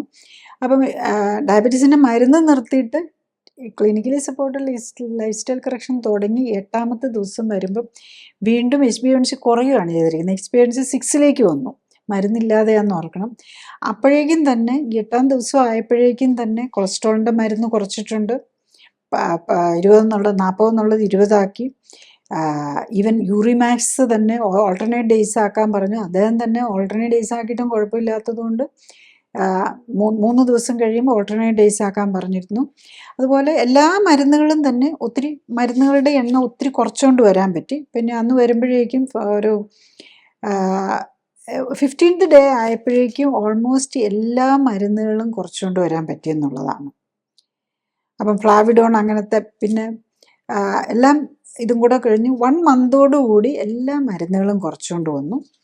1 മന്തിൻ്റെ റിവ്യൂവിന് വരുമ്പോഴേക്കും അദ്ദേഹത്തിൻ്റെ 30 ഡേയ്സിൻ്റെ റിവ്യൂ വന്നപ്പോഴേക്കും HbA1c 5.8 ആയി, മരുന്നുകളെല്ലാം തീർന്നു. അതാണ്. അപ്പം ആൾക്ക് 8th ഡേ വന്നപ്പോഴേക്കും ഭയങ്കര ആശ്വാസമായി. ഇപ്പം പിന്നെ ഈ മരുന്നുകളും കൂടെ കുറഞ്ഞപ്പോഴേക്കും വയറിൻ്റെ അസ്വസ്ഥതകൾ എല്ലാം കുറഞ്ഞ് 30 ഡേയ്സ് വന്നപ്പോഴേക്കും എത്ര എത്തി. പക്ഷേ 60 ഡേയ്സ് വന്നപ്പോഴേക്കും HbA1c ആണെങ്കിൽ 5.6 വന്നു. ഇപ്പോൾ ഈ യൂറിൻ മൈക്രോ ആൽബുമിനൂറി ഒക്കെ ഉണ്ടായിരുന്നു. അതും എല്ലാം കറക്റ്റായി. സോഡിയം പൊട്ടാസ്യം ബാലൻസും ഒക്കെ കറക്റ്റ് ചെയ്തു. പക്ഷേ 90 ഡേയ്സ് വന്നപ്പോഴേക്കും ആൾ കുറച്ചുകൂടി ഉഴപ്പാൻ തുടങ്ങി. അപ്പോൾ അതുകൊണ്ട് അതായത് നമുക്കെല്ലാ സുഖമൊക്കെ കിട്ടിക്കഴിഞ്ഞ് കഴിയുമ്പോഴേക്കും നമ്മൾ ഉഴപ്പാനുള്ള ഒരു ടെൻഡൻസിയും കൂടെ വരും. അപ്പം ഇതിപ്പം കുളിക്കാൻ പോലും പറ്റാതിരുന്ന ആളാണ്. അപ്പം ഞാൻ ചോദിച്ചു എന്താ നോക്കാൻ പറ്റാതിരുന്നത്. പിന്നെ വെയിറ്റും ആക്ച്വലി ഇദ്ദേഹത്തിന് ഒത്തിരി ഓവർ വെയിറ്റും ഉണ്ടായിരുന്നു. ഇപ്പം അദ്ദേഹത്തിന് ഹൈറ്റ് ആണെങ്കിൽ 165 സെൻറ്റിമീറ്ററേ ഉള്ളൂ, 75 കിലോ ഉണ്ടായിരുന്നു, 74.9. അപ്പം അത് കുറയുന്നത് ആദ്യം നല്ല ഒരു മാസം കൊണ്ട് തന്നെ 75 നിന്ന് 69 വന്നതാണ്. പക്ഷേ 2ാം മാസം വന്നപ്പോഴേക്കും ഉഴപ്പി 69 നിന്ന് 68 ആയിട്ടുള്ളൂ. 3ാമത്തെ വന്നപ്പോഴേക്കും 66 വന്നിട്ടുള്ളൂ, 3ാം തേർഡ് വന്ന്. അപ്പം ശരിക്കും നമ്മൾ ഉദ്ദേശിക്കുന്ന ഇത്രയും പ്രായമുള്ള ഒരാൾക്ക് 165 സെൻറ്റിമീറ്റർ ആണെങ്കിൽ ശരിക്കും ഐഡിയലി ഒരു ഈ ഹാർട്ടിൻ്റെ ഇത്രയും പ്രോബ്ലം ഉള്ള ഒരാൾക്ക് 55 കിലോയൊക്കെ പാടുള്ളൂ. കാരണം ഈ എക്സസ് ഉള്ളത് മുഴുവൻ കൊഴുപ്പാണ്. അതുപോലെ തന്നെ ഇദ്ദേഹത്തിൻ്റെ ഇത് നോക്കുവാണെങ്കിലും അദ്ദേഹം വരുമ്പം ശരിക്കും പറഞ്ഞു കഴിഞ്ഞാൽ 65 വയസ്സിൽ നിന്ന് ആക്ച്വലി 65 വയസ്സ് നമ്മൾ വരുമ്പം നോക്കുമ്പോൾ 68, ബോഡി ഏജ് കൂടുതലാണ്. അപ്പോൾ അത് 58 കുറയ്ക്കാനും പറ്റിയെന്നുള്ളത്.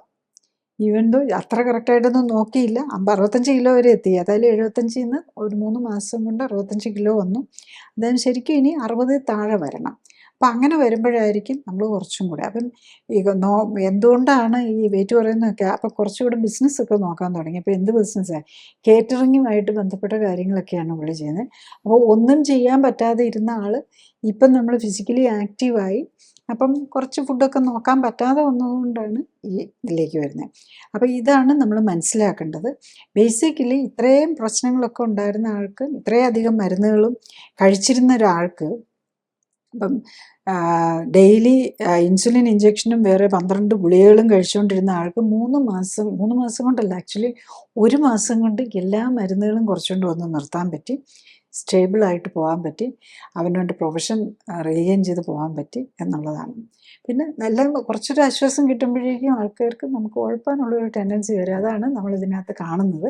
അപ്പം ബേസിക്കലി ഇതിലെന്താണെന്ന് വെച്ചാൽ 3 മാസമാണ് നമ്മൾ ഫുൾ സപ്പോർട്ട് കൊടുക്കുന്നത്. അപ്പം 3 മാസം ആകുമ്പോഴേക്കും നമ്മൾ ബേസിക് കറക്ഷൻ ചെയ്യും. പിന്നെ നമ്മൾ ഈ സപ്പോർട്ടുകളൊക്കെ കുറച്ച് അടുത്ത 6 മാസം കൊണ്ട് കംപ്ലീറ്റ് കുറച്ചുകൊണ്ടുവരണം. അപ്പോൾ ഇത് നമുക്ക് കറക്റ്റായിട്ട് തന്നെയാണ് പോകുന്നത്. ശരിക്കും 75 എന്നുള്ളത് 60, ശരിക്കും വേണമെങ്കിൽ നന്നായിട്ട് നോക്കുന്ന ഒരാൾക്കാണ് വെയിറ്റ് 60 കൊണ്ടുവരാം. അപ്പോൾ ഇതിലും കുറച്ചും കൂടെ ബെറ്റർ ആയിട്ടുണ്ടായിരുന്നു. പിന്നെ ഈ HbA1c ഒന്ന് ഇച്ചിരി കുറഞ്ഞു വന്നിട്ട് 5 വന്നിട്ട് പിന്നെ 6 പോയിൻറ്റിലേക്ക് പോകേണ്ട ഒരു സാഹചര്യം വരരുത്. അതുമാണ് നമ്മൾ നോക്കേണ്ടത്. ഇത് കഴിഞ്ഞ് കഴിഞ്ഞാൽ നമ്മൾ ബേസിക് കാര്യങ്ങൾ നമ്മൾ നോക്കി കൺട്രോൾ ചെയ്യണം, കൊണ്ട് പോകണം. വെയിറ്റ് പ്രത്യേകിച്ച് നമ്മൾ ബോഡി കോമ്പോസിഷൻ കറക്റ്റ് ചെയ്ത് നിർത്തണം. അതാണ് ഇതെല്ലാം മെറ്റബോളിക് സിൻഡ്രോമിൻ്റെ ഭാഗമായിട്ടുള്ള അസുഖങ്ങളാണ്. മെറ്റബോളിക് ഡിസോർഡറാണ് ഡയബറ്റീസ്, ഹൈപ്പർ ടെൻഷൻ, അതിനെല്ലാമാണ് ഈ മരുന്നുകൾ കഴിച്ചുകൊണ്ടിരുന്നത്. അപ്പം ഇത്രയധികം മരുന്ന് ഇൻസുലിനും ഉള്ളത് 1 മാസം കൊണ്ട് നമുക്ക് നിർത്താൻ പറ്റുകയും അതുപോലെ അതിൽ നിന്ന് മരുന്നില്ലാതെ മച്ച് ബെറ്റർ ഹെൽത്തിലേക്ക് വരാൻ പറ്റും. അതാണ് ഈ ക്ലിനിക്കലി സപ്പോർട്ടഡ് ലൈഫ് സ്റ്റൈൽ കറക്ഷൻ്റെ ഒരു ബെനിഫിറ്റ് എന്നുള്ളത്. അപ്പം നമ്മൾ ഒരിക്കലും പ്രതീക്ഷിക്കാൻ പറ്റില്ല. പലർക്കും അത് ചെയ്തു കഴിഞ്ഞ് കഴിഞ്ഞാൽ മാത്രമേ അത് മനസ്സിലാവുള്ളൂ. പിന്നെ നമ്മൾ മോഡേൺ മെഡിസിനിലെല്ലാം എവിഡൻസ് ബേസ്ഡ് ആയിരിക്കണം. അതുകൊണ്ടാണ് നമ്മൾ ഡീറ്റെയിൽ ആയിട്ടുള്ള ബ്ലഡ് ടെസ്റ്റുകൾ നോക്കിക്കൊണ്ട്, അതായത് നമ്മുടെ സിംറ്റമാറ്റിക് റിലീഫ് മാത്രമല്ല നോക്കുന്നത്, ബ്ലഡ് പാരാമീറ്റേഴ്സും നോക്കും, ബോഡി പാരാമീറ്റേഴ്സും നോക്കും. ഇതിലും കൂടെ റിലീഫ് വരുന്നുണ്ടോ എന്ന് നോക്കുക എന്നുള്ളതാണ്. ഇനി ഇല്ല, നമുക്ക് റിലീഫ് ഉണ്ടെങ്കിൽ പോലും ഈ പാരാമീറ്റേഴ്സ് തെറ്റുന്നുണ്ടെങ്കിൽ അത് നോക്കി അവർ പേഷ്യൻസിന് വാണിംഗ് ആണല്ലോ, അവനവന് തന്നെ റിസൾട്ട് കാണുകയാണല്ലോ ചെയ്യുന്നത്. അപ്പോൾ അവനവന് തന്നെ അത് കോൺഷ്യസ് ആവണം. നമ്മൾ തെറ്റിക്കുന്നു, ലൈഫ് സ്റ്റൈൽ തെറ്റിയ പ്രശ്നങ്ങൾ തിരിച്ചു വരാനുള്ള സാധ്യതയുണ്ടെന്ന് മനസ്സിലാക്കുകയും കൂടെയാണ് നമ്മൾ ഇതിനകത്ത് ചെയ്യുന്നത്. ഒരു പേഷ്യൻറ്റിൻ്റെ കൂടെ പറയാം. ഇതൊരു ലേഡിയാണ്, 55 വയസ്സുണ്ട്, 155 സെൻറ്റിമീറ്റർ പൊക്കം, 57 കിലോ ആണ് വെയിറ്റ്. അത്ര ഓവർ വെയിറ്റ് ഒന്നും ഇല്ല ആക്ച്വലി. ഇവർക്ക് ഡയബറ്റീസ് ഉണ്ട് 10 വർഷമായിട്ട്, കൊളസ്ട്രോളും പ്രശ്നങ്ങളും ഉണ്ട്, ഹൈ പ്രഷറുണ്ട്. കാലിന് വേദനയുണ്ട്, പിന്നെ കുറേ ബുദ്ധിമുട്ടുകളൊക്കെ ഉണ്ട്. അപ്പം നെഞ്ചുവേദനയാണ്, സ്റ്റൊമക്ക് പെയിനും ആയിട്ട് ഓൾറെഡി അവർ നെഞ്ചുവേദനയ്ക്ക് ഹോസ്പിറ്റലിൽ ചെന്നു. ഇമ്മീഡിയറ്റ്ലി അഡ്മിറ്റ് ചെയ്ത് ആൻജിയോഗ്രാം ചെയ്യണമെന്ന് പറഞ്ഞപ്പോഴാണ് അവർ എൻ്റെ അടുത്ത് വരാൻ വരുന്നത്. അപ്പോൾ അവർ ഒന്നിനും മരുന്നെടുക്കുന്നത്, ഈ അസുഖങ്ങളൊക്കെ ഉണ്ടെങ്കിലും അവർ പ്രത്യേകിച്ച് മരുന്നുകളൊന്നും എടുക്കാനും ഇഷ്ടമില്ലാത്ത ആളാണ്. മരുന്നുകളൊന്നും എടുത്തിട്ടില്ല, മരുന്നുകൾ എടുക്കാനും ഇഷ്ടമില്ല. അപ്പം അത് അവരുടെ വേറൊരു റിലേറ്റീവ് ഇവിടെ വന്ന് ട്രീറ്റ്മെൻറ്റ് എടുത്തിരിക്കുന്നതുകൊണ്ട് അറിയാവുന്നതിൻ്റെ പേരിലാണ് ഇവിടെ വരാൻ കാരണം. അപ്പം ആക്ച്വലി അവർ വരുമ്പോൾ അവരിന് പെയിനാണ്, വേദനയുണ്ട്. ശരിക്കും ഹാർട്ട് അറ്റാക്കിൻ്റെ പെയിൻ തന്നെ അവർ വയറിൻ്റെ വേദനയാണോ, അസിഡിറ്റിയുടെ കൊണ്ടുള്ളതാണോ, അത് ഹാർട്ട് അറ്റാക്കിൻ്റെ പെയിനാണോ എന്ന് തന്നെ തിരിച്ചറിയാൻ പറ്റുന്നില്ല. അവർക്ക് വെരി ക്ലിയറാണ്, അവർക്ക് ബൈപ്പാസ് വേണ്ട, ആൻജിയോഗ്രാം ചെയ്യാൻ പറ്റില്ല. ആൻജിയോഗ്രാം ബൈപ്പാസ് എന്നല്ല, ഈവൻ ആൻജിയോഗ്രാം തന്നെ ചെയ്യാൻ വില്ലിങ് അല്ല. അപ്പം എന്നിട്ടാണ് നമ്മൾ നോക്കുന്നത്. അപ്പോൾ ഈ ഒട്ടും ഷുഗറൊന്നും കൺട്രോളല്ല. HbA1c 9 ആണ്, വൈറ്റമിൻ ഡി വെരി കുറവാണ്, 9 ഉള്ളൂ. ആക്ച്വലി അത് 30 മുകളിൽ നിൽക്കേണ്ടതാണ്. ബ്ലഡ് ഷുഗർ 309 ഇൻസുലിൻ ലെവലും സി പെപ്റ്റൈഡ് നോർമലാണ്. ദറ്റ് മീൻസ് ഇത് ടൈപ്പ് 2 ഡയബറ്റീസ് തന്നെയാണ്. അപ്പം ഒരു ട്രോപ്പോണിൻ ലെവലാണെങ്കിൽ 7000 ആണ് നിൽക്കുന്നത്. ആക്ച്വലി നമ്മൾ തുടങ്ങുമ്പം അതിൻ്റെ റിസൾട്ട് വന്നിട്ടുണ്ടായിരുന്നില്ല. ഇപ്പോൾ 7000 ഉണ്ട്. അപ്പം അന്ന് നമുക്ക് യൂഷ്വലി നമ്മൾ ഒരു ദിവസം ടെസ്റ്റുകൾ കൊടുക്കുക, അത് കഴിഞ്ഞിട്ട് പിന്നെ ആയിരിക്കും തുടങ്ങുന്നത്. അപ്പം ഈ ടെസ്റ്റിനെടുക്കുന്ന സമയത്ത് നമുക്ക് അറിയില്ല അത് വയറിൻ്റെ വേദനയാണോ ഹാർട്ടിൻ്റെ പെയിനാണോ എന്നുള്ളത്. അപ്പം അത് കഴിഞ്ഞിട്ട് അപ്പോൾ അവരെന്തെങ്കിലും വേദനയ്ക്ക് കുറയ്ക്കാൻ വേദനയ്ക്ക് മരുന്ന് വേണമെന്ന് പറഞ്ഞപ്പം നമ്മൾ ഈ വയറിന് വേണ്ടിയിട്ടുള്ള, അതായത് അസിഡിറ്റിയും അത് മാറാൻ വേണ്ടിയിട്ടുള്ള മരുന്നും കൊടുത്തു. പിന്നെ ഈ സോബിട്രേറ്റ് പോലെയുള്ള ഈ നാക്കിനടിയിലിടുന്ന പോലെയുള്ള ടാബ്ലറ്റും കൊടുത്തു. ഇനി പിറ്റേ ദിവസം വന്നപ്പോഴേക്കും അവരുടെ പെയിൻ എല്ലാം കുറഞ്ഞു. അപ്പോഴേക്കും റിപ്പോർട്ട് വന്നിട്ടുണ്ട്. അപ്പോഴേക്കും മറ്റേ HbA1c ട്രോപ്പോണിൻ ലെവലൊക്കെ ഒത്തിരി ഹൈ ആണ്. HSCRP വെരി ഹൈ ആണ്. അത്രയും സാധാരണ ഹാർട്ട് പേഷ്യൻസ് HSCRP 270 ആണ് കാണിക്കുന്നത്. ESR ഹൈ ആണ്. മൊത്തത്തിൽ ഇൻഫ്ലമേറ്ററി മാർക്കേഴ്സ് ഹൈ ആണ്. അതുപോലെ ലിവറിന് fatty liver parameters SGOT SGPT ഒക്കെ കൂടിയിരിക്കുക. ഈവൻ ബിലിറൂബിൻ പോലും കൂടുതലുണ്ട്. യൂറിനിലും ഷുഗറുണ്ട്. പിന്നെ അതിനൊപ്പം തന്നെ തൈറോയിഡിൻ്റെ പ്രശ്നങ്ങളും കൂടെ കാണിക്കുന്നു. മരുന്നൊന്നും ഇല്ലാത്ത പേഷ്യൻറ്റുമാണ്. ആക്ച്വലി ഇവർ ഓവർ വെയ്റ്റും അല്ല, അത്ര ഓവർ വെയ്റ്റ് എന്ന് പറയാനില്ല. 156 സെൻറ്റിമീറ്റർ 6 kg ഉള്ളൂ. അപ്പം നോർമൽ വെയിറ്റേ ഉള്ളൂ, അപ്പർ നോർമൽ ആണെന്ന് മാത്രം. അപ്പം ഈ സെക്കൻഡ്, അതായത് നമ്മൾ ട്രോപ്പോണിൻ 7000 ആയിരുന്നെന്ന് ഞാൻ പറഞ്ഞല്ലോ, അത് 8ാം ദിവസം വന്നപ്പോഴേക്കും അവർ ടോട്ടലി ആക്ച്വലി ഈ സോർബിട്രേറ്റും എടുത്ത് മറ്റേ അസിഡിറ്റിയുടെ മരുന്നും കഴിച്ചപ്പോൾ തന്നെ വയറുവേദനയൊക്കെ പോയി പിറ്റേ ദിവസം കംഫർട്ടബിളായിട്ട് വന്നു. 8ാം ദിവസം വരുമ്പോഴേക്കും ട്രോപ്പോണിൻ ലെവൽ 1075 കുറഞ്ഞു. HbA1c 9 ആയിരുന്നത് 8.6 വന്നു. ബ്ലഡ് ഷുഗർ നോർമലായി, അത് സെക്കൻഡ് ഡേ തന്നെ നോർമലായി. നന്നായിട്ട് നോക്കുന്ന പേഷ്യൻ്റാണ്. അത് നമ്മൾ യൂഷ്വലി ഓവർ ദ ഡിജിറ്റലായിട്ട് എല്ലാം ഡെയിലി ഫോളോ അപ്പ് എന്ന് പറഞ്ഞ പോലെ ഉണ്ടാകും. പ്രത്യേകിച്ച് ഇതൊക്കെ ഇൻറ്റൻസീവ് കെയർ വേണ്ടേ, അതായത് നമ്മൾ ഇൻറ്റൻസീവ് കെയർ യൂണിറ്റിൽ അഡ്മിറ്റ് ചെയ്യേണ്ട നമ്മൾ കൺവെൻഷനലി ഇൻറ്റൻസീവ് കെയർ യൂണിറ്റിൽ അഡ്മിറ്റ് ചെയ്ത് കിടത്തി സ്റ്റെൻറ്റും ബൈപ്പാസും ഒക്കെ ചെയ്യുന്ന പേഷ്യൻ്റാണ്. അപ്പോൾ വീട്ടിലാണേലും ഇത്തരം പേഷ്യൻസ്, പ്രത്യേകിച്ച് ട്രോപ്പോണിനെ കൂടുതലും കംപ്ലീറ്റ് റെസ്റ്റ്, ഫുഡ് കൺട്രോള്, അങ്ങനെ കിടക്കണമെന്നുള്ളതാണ്. അപ്പം നമ്മൾ ഡെയിലി എന്നുള്ളതുപോലെ അവിടെ മോണിറ്ററും കൂടെ ചെയ്തുകൊണ്ടാണിരുന്നത്. 15th ഡേ ആയി വന്നപ്പോഴേക്കും ട്രോപ്പോണിൻ നോർമലായെന്നുള്ളതാണ്. ട്രോപ്പോണിനാണ് കാർഡിയാക് ഡാമേജിൻ്റെ ഇത് കാണിക്കുന്നത്. HbA1c ആണെങ്കിലും വീണ്ടും കുറഞ്ഞു, 8.4 വന്നു. എല്ലാ പാരാമീറ്റേഴ്സും കുറഞ്ഞുകൊണ്ട് വരുന്നുണ്ട്. ആക്ച്വലി അവർ ഡേ 90 പിന്നെ ഉള്ളത് നമ്മൾ 15th കഴിഞ്ഞ് കഴിഞ്ഞാൽ 30 ആയിട്ടും 30, 60, 90 അങ്ങനെയാണ് ഫോളോ അപ്പ് വരുന്നത്. അപ്പം ഡേ 60 ആയപ്പോഴേക്കും മരുന്നൊന്നും ഇല്ലാതെയാണ് HbA1c 6.5 വന്നു. ഡേ 90 ആയപ്പോഴേക്കും 6.1 എത്തി. അപ്പോഴേക്കും അവരുടെ വെയിറ്റ് ആണെങ്കിലും കുറഞ്ഞു വന്നു. അവർ ഒത്തിരി കുറയാനില്ല, actually she is not overweight. അപ്പോൾ ഒരു 55-ന്ന് 55.7 ആയിരുന്നു, അത് 53.4. അപ്പം വെയിറ്റ് ഓവറായിട്ടുള്ളവരെയാണ് നമ്മൾ കുറയ്ക്കുന്നത്. പക്ഷേ അവരുടെ ബോഡിയിലെ കൊഴുപ്പാണ് നമ്മൾ കുറയ്ക്കാൻ നോക്കുന്നത്. നമ്മൾ എക്സസൈസും കുറച്ച് ഡയബറ്റിക് പേഷ്യൻ്റ്, പ്രത്യേകിച്ച് കിഡ്നിക്കൊന്നും വലിയ പ്രശ്നങ്ങളൊന്നും ഇല്ലാത്തവർക്കാണെങ്കിൽ നോൺ വെജ് ഐറ്റംസും പ്രോട്ടീൻ കൂടുതലുള്ള ഫുഡാണ് കൊടുക്കുക. അപ്പം അങ്ങനെ വരുമ്പോൾ മസ്കുലറായി, വെയിറ്റ് ഒന്നും കാര്യമായിട്ട് 2 കിലോയെ കുറഞ്ഞിട്ടുള്ളെങ്കിലും അവരുടെ കൊഴുപ്പിൻ്റെ അളവ് 36.5-ന്ന് 31 കുറഞ്ഞു. ശരിക്കും ഐഡിയലി ലേഡീസിന് ഒരു 25ഒക്കെയാണ് ഫാറ്റിൻ്റെ അളവ് വരേണ്ടത്. അറ്റ്ലീസ്റ്റ് ഇത്രയും കുറഞ്ഞ് ഇത്രയും പ്രായമുള്ള ആളാണല്ലോ, ഒരു 30 അറൗണ്ട് വന്നാൽ തന്നെ ഓക്കെ ആയിട്ട് പോകാൻ പറ്റുന്നേ ഉള്ളൂ. അപ്പോൾ അതാണ് നമ്മൾ മരുന്നൊന്നും ഇല്ലാതെ തന്നെ ഡയബറ്റീസും പ്രഷറും എല്ലാം കുറഞ്ഞു വരും എന്നുള്ളതാണ്. നമുക്ക് ഈ പാരാമീറ്റേഴ്സും കൂടെ നോക്കിക്കൊണ്ടിരുന്നു കഴിഞ്ഞ് കഴിഞ്ഞാൽ, അതുപോലെ അവർക്ക് തൈറോയിഡിൻ്റെ ഉണ്ടായിരുന്നു, അതാണേലും മരുന്നൊന്നും സ്റ്റാർട്ട് ചെയ്യാതെ അത് കറക്റ്റായി. പിന്നെ TPO മാത്രം, അതായത് ഒരു ഓട്ടോഇമ്യൂൺ ആൻറ്റിബോഡീസ് മാത്രം കുറച്ചും കൂടെ ഒരു മിനിമൽ കറക്ഷൻസും കൂടെ ഉള്ളൂ ഇനി വരാനുള്ളത്. അതിന് നെക്സ്റ്റ് 3 മന്ത്സ് കൊണ്ട് നമ്മൾ ഈ സപ്പോർട്ടൊക്കെ കുറച്ചുകൊണ്ട് വരും. വെയിറ്റും ബോഡി പാരാമീറ്റേഴ്സ് കറക്റ്റ് ആവുന്നതോടുകൂടി ഫുഡ് കൺട്രോൾ ആണെങ്കിലും അവർക്ക് സാധാരണ നമ്മൾ കഴിക്കുന്ന ഫുഡിലേക്ക് കൂടുതലായിട്ട് തിരിച്ചു പോകാം. പിന്നെ വെയിറ്റ് കൂടാതെ നോക്കണമെന്ന് മാത്രമേ ഉള്ളൂ. വെയിറ്റ് കൂടാതെ നോക്കണം, ഷുഗർ ഇപ്പോൾ ഡയബറ്റിക്കും കൂടെ ആയതുകൊണ്ട് ഷുഗർ കൂടാതെ നോക്കണം, അത്രേ ഉള്ളൂ. അപ്പം മരുന്നില്ലാതെ തന്നെ നമ്മൾ ഹാർട്ടിൻ്റെ പ്രശ്നങ്ങൾ മാനേജ് ചെയ്യുക എന്നുള്ളതാണ്, അത് പോസിബിൾ ആണെന്നുള്ളതാണ്. അപ്പം മരുന്നില്ലാതെ നമ്മൾ യൂഷ്വലി ഇത്രയും ഹാർട്ട് പേഷ്യൻസും കൂടെ ആകുമ്പോൾ ഇവർ ഓപ്പറേഷനിലേക്കൊക്കെ പോവുകയാണെങ്കിൽ ഇൻസുലിൻ സ്റ്റാർട്ട് ചെയ്യണം. പിന്നെ ലൈഫ് ലോങ് ഇൻസുലിനും, ഇപ്പം ഒരു സ്റ്റെൻറ്റ് വല്ലതും ഇട്ട് പോയിട്ടുണ്ടെങ്കിൽ പിന്നെ ഈ പേഷ്യൻസിന് ഓൾറെഡി വയറിന് പ്രശ്നമുള്ള ആളാണ്. അപ്പം ആസ്പിരിനും ബ്രോബഡോഗറിലും ഒക്കെ കഴിക്കാൻ പലർക്കും പറ്റാതെ വരും. അപ്പം കഴിച്ചില്ലെങ്കിൽ സ്റ്റെൻറ്റ് ഇട്ട് പോയി കഴിഞ്ഞ് കഴിഞ്ഞാൽ, കഴിക്കാതെ ഇരുന്ന് കഴിഞ്ഞ് കഴിഞ്ഞാൽ നമ്മൾ അതിൽ ക്ലോട്ട് വന്നിട്ട് അറ്റാക്ക് വരാനും സ്ട്രോക്ക് വരാനും ഒക്കെയുള്ള സാധ്യതയും വരും. അതാണ് നമ്മൾ ഒരു ഇതിലേക്ക് നമ്മൾ ബേസിക്കലി മെഡിസിൻസ് എടുത്ത് സപ്പോർട്ട് എടുത്ത് കറക്റ്റ് ചെയ്യുക, ലൈഫ് സ്റ്റൈൽ കറക്റ്റ് ചെയ്ത് മരുന്നില്ലാതെ ഹാർട്ടിൻ്റെ തന്നെ വേണം. ബേസിക്കലി ഇത് ഫുഡും എക്സസൈസുമാണ് ഇതിൻ്റെ കാരണം. അപ്പം റൂട്ട് കോസ്, നമ്മുടെ അടിസ്ഥാന കാരണം കറക്റ്റ് ചെയ്യുക എന്നുള്ളതാണ് നമ്മൾ ചെയ്യേണ്ടത്. ഒരു പേഷ്യൻറ്റിൻ്റെ എക്സ്പീരിയൻസ് കൂടെ പറയാം. ഇപ്പം ഇത് ഓരോരുത്തരും ഓരോ രീതിയിലാണല്ലോ. അപ്പം ആദ്യത്തെ പേഷ്യൻറ്റ് കുറേ അധികം മരുന്നുണ്ടായിരുന്നു, മറ്റേ ആളുടെ ഡയബറ്റീസും എല്ലാ അസുഖം കൊണ്ട് മരുന്നില്ല.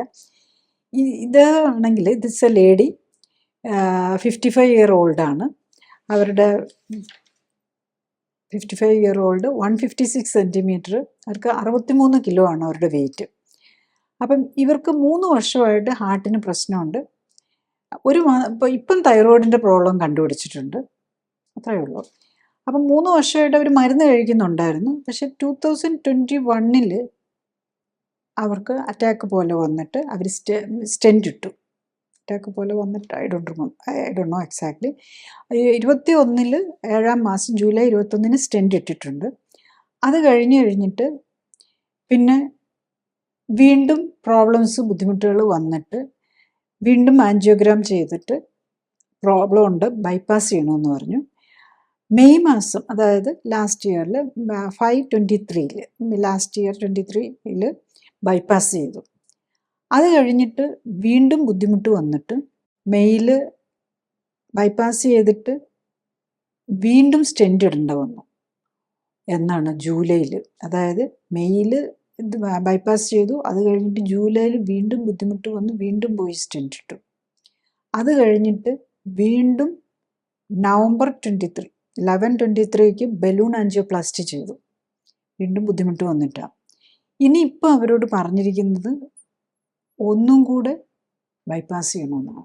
അപ്പം ആ കണ്ടീഷനിലാണ് ഈ ലേഡി ഇവിടെ വരുന്നത്. അപ്പം നമ്മൾ പാരാമീറ്റേഴ്സ് നമ്മൾ നോക്കുമ്പം ട്രിപ്പോണിൻ ഒന്നും നോർമൽ തന്നെയാണ്. ട്രിപ്പോണിൻ മറ്റേ ലേഡി പോലെ ട്രിപ്പോണിൻ കൂടി ഒരു കാർഡിയാക് ഒരു നമ്മൾ യൂഷ്വലി സ്കാനൊക്കെ ചെയ്യുന്നതാണെങ്കിൽ നമ്മളൊരു എക്കോ കാർഡിയോഗ്രാം നോക്കും. അബ്ഡോമിനൽ ഫാറ്റി ലിവറും ലിവർ കിഡ്നി പ്രോബ്ലംസ് എന്തെങ്കിലും ഉണ്ടോ എന്നുള്ളത് നോക്കും. പിന്നെ നമ്മൾ CIMT എന്ന് പറയും, അതായത് രക്തക്കൊഴലുകളുടെ അടിയിൽ എത്ര കൊഴുപ്പടിഞ്ഞിട്ടുണ്ട്, അതായത് വാസ്കുലർ ഏജിങ് അറിയാനുള്ള ഒരു ടെസ്റ്റും കൂടിയാണ് നമ്മൾ സ്കാനിങ് ആയിട്ട് നോക്കുന്നത്. പിന്നെ ബ്ലഡ് പാരാമീറ്റേഴ്സ്. അപ്പോൾ ഇവരുടേത് വലിയ കാർഡിയാക് മാർക്കേഴ്സ് ഒന്നും ഒത്തിരി കൂടെയില്ല, പക്ഷേ കിഡ്നി അഫക്റ്റ് ചെയ്തിട്ടുണ്ട്. GFR കുറവാണ്, ഇൻസുലിൻ കൂടുതലാണ്. അവർ ഡയബറ്റിക് ആണെന്ന് അവർക്ക് അറിയില്ലായിരുന്നു. പക്ഷേ നമ്മളിവിടെ നോക്കുമ്പോൾ HbA1c 6 ഉണ്ട്, പ്രീ ഡയബറ്റിക് ആണ്. അതുപോലെ ഇൻസുലിൻ ലെവൽ വെരി ഹൈ ആണ്, 115 ഉണ്ട്. ശരിക്കും അവരുടെ ഷുഗർ ലെവൽ 95 ഉള്ളൂ. ഷുഗർ ലെവൽ 95 ആയിരിക്കുമ്പോൾ സാധാരണഗതിയിൽ ഇൻസുലിൻ ലെവൽ ഒരു 4 or 5 ഒക്കെ വരാൻ പാടുള്ളൂ.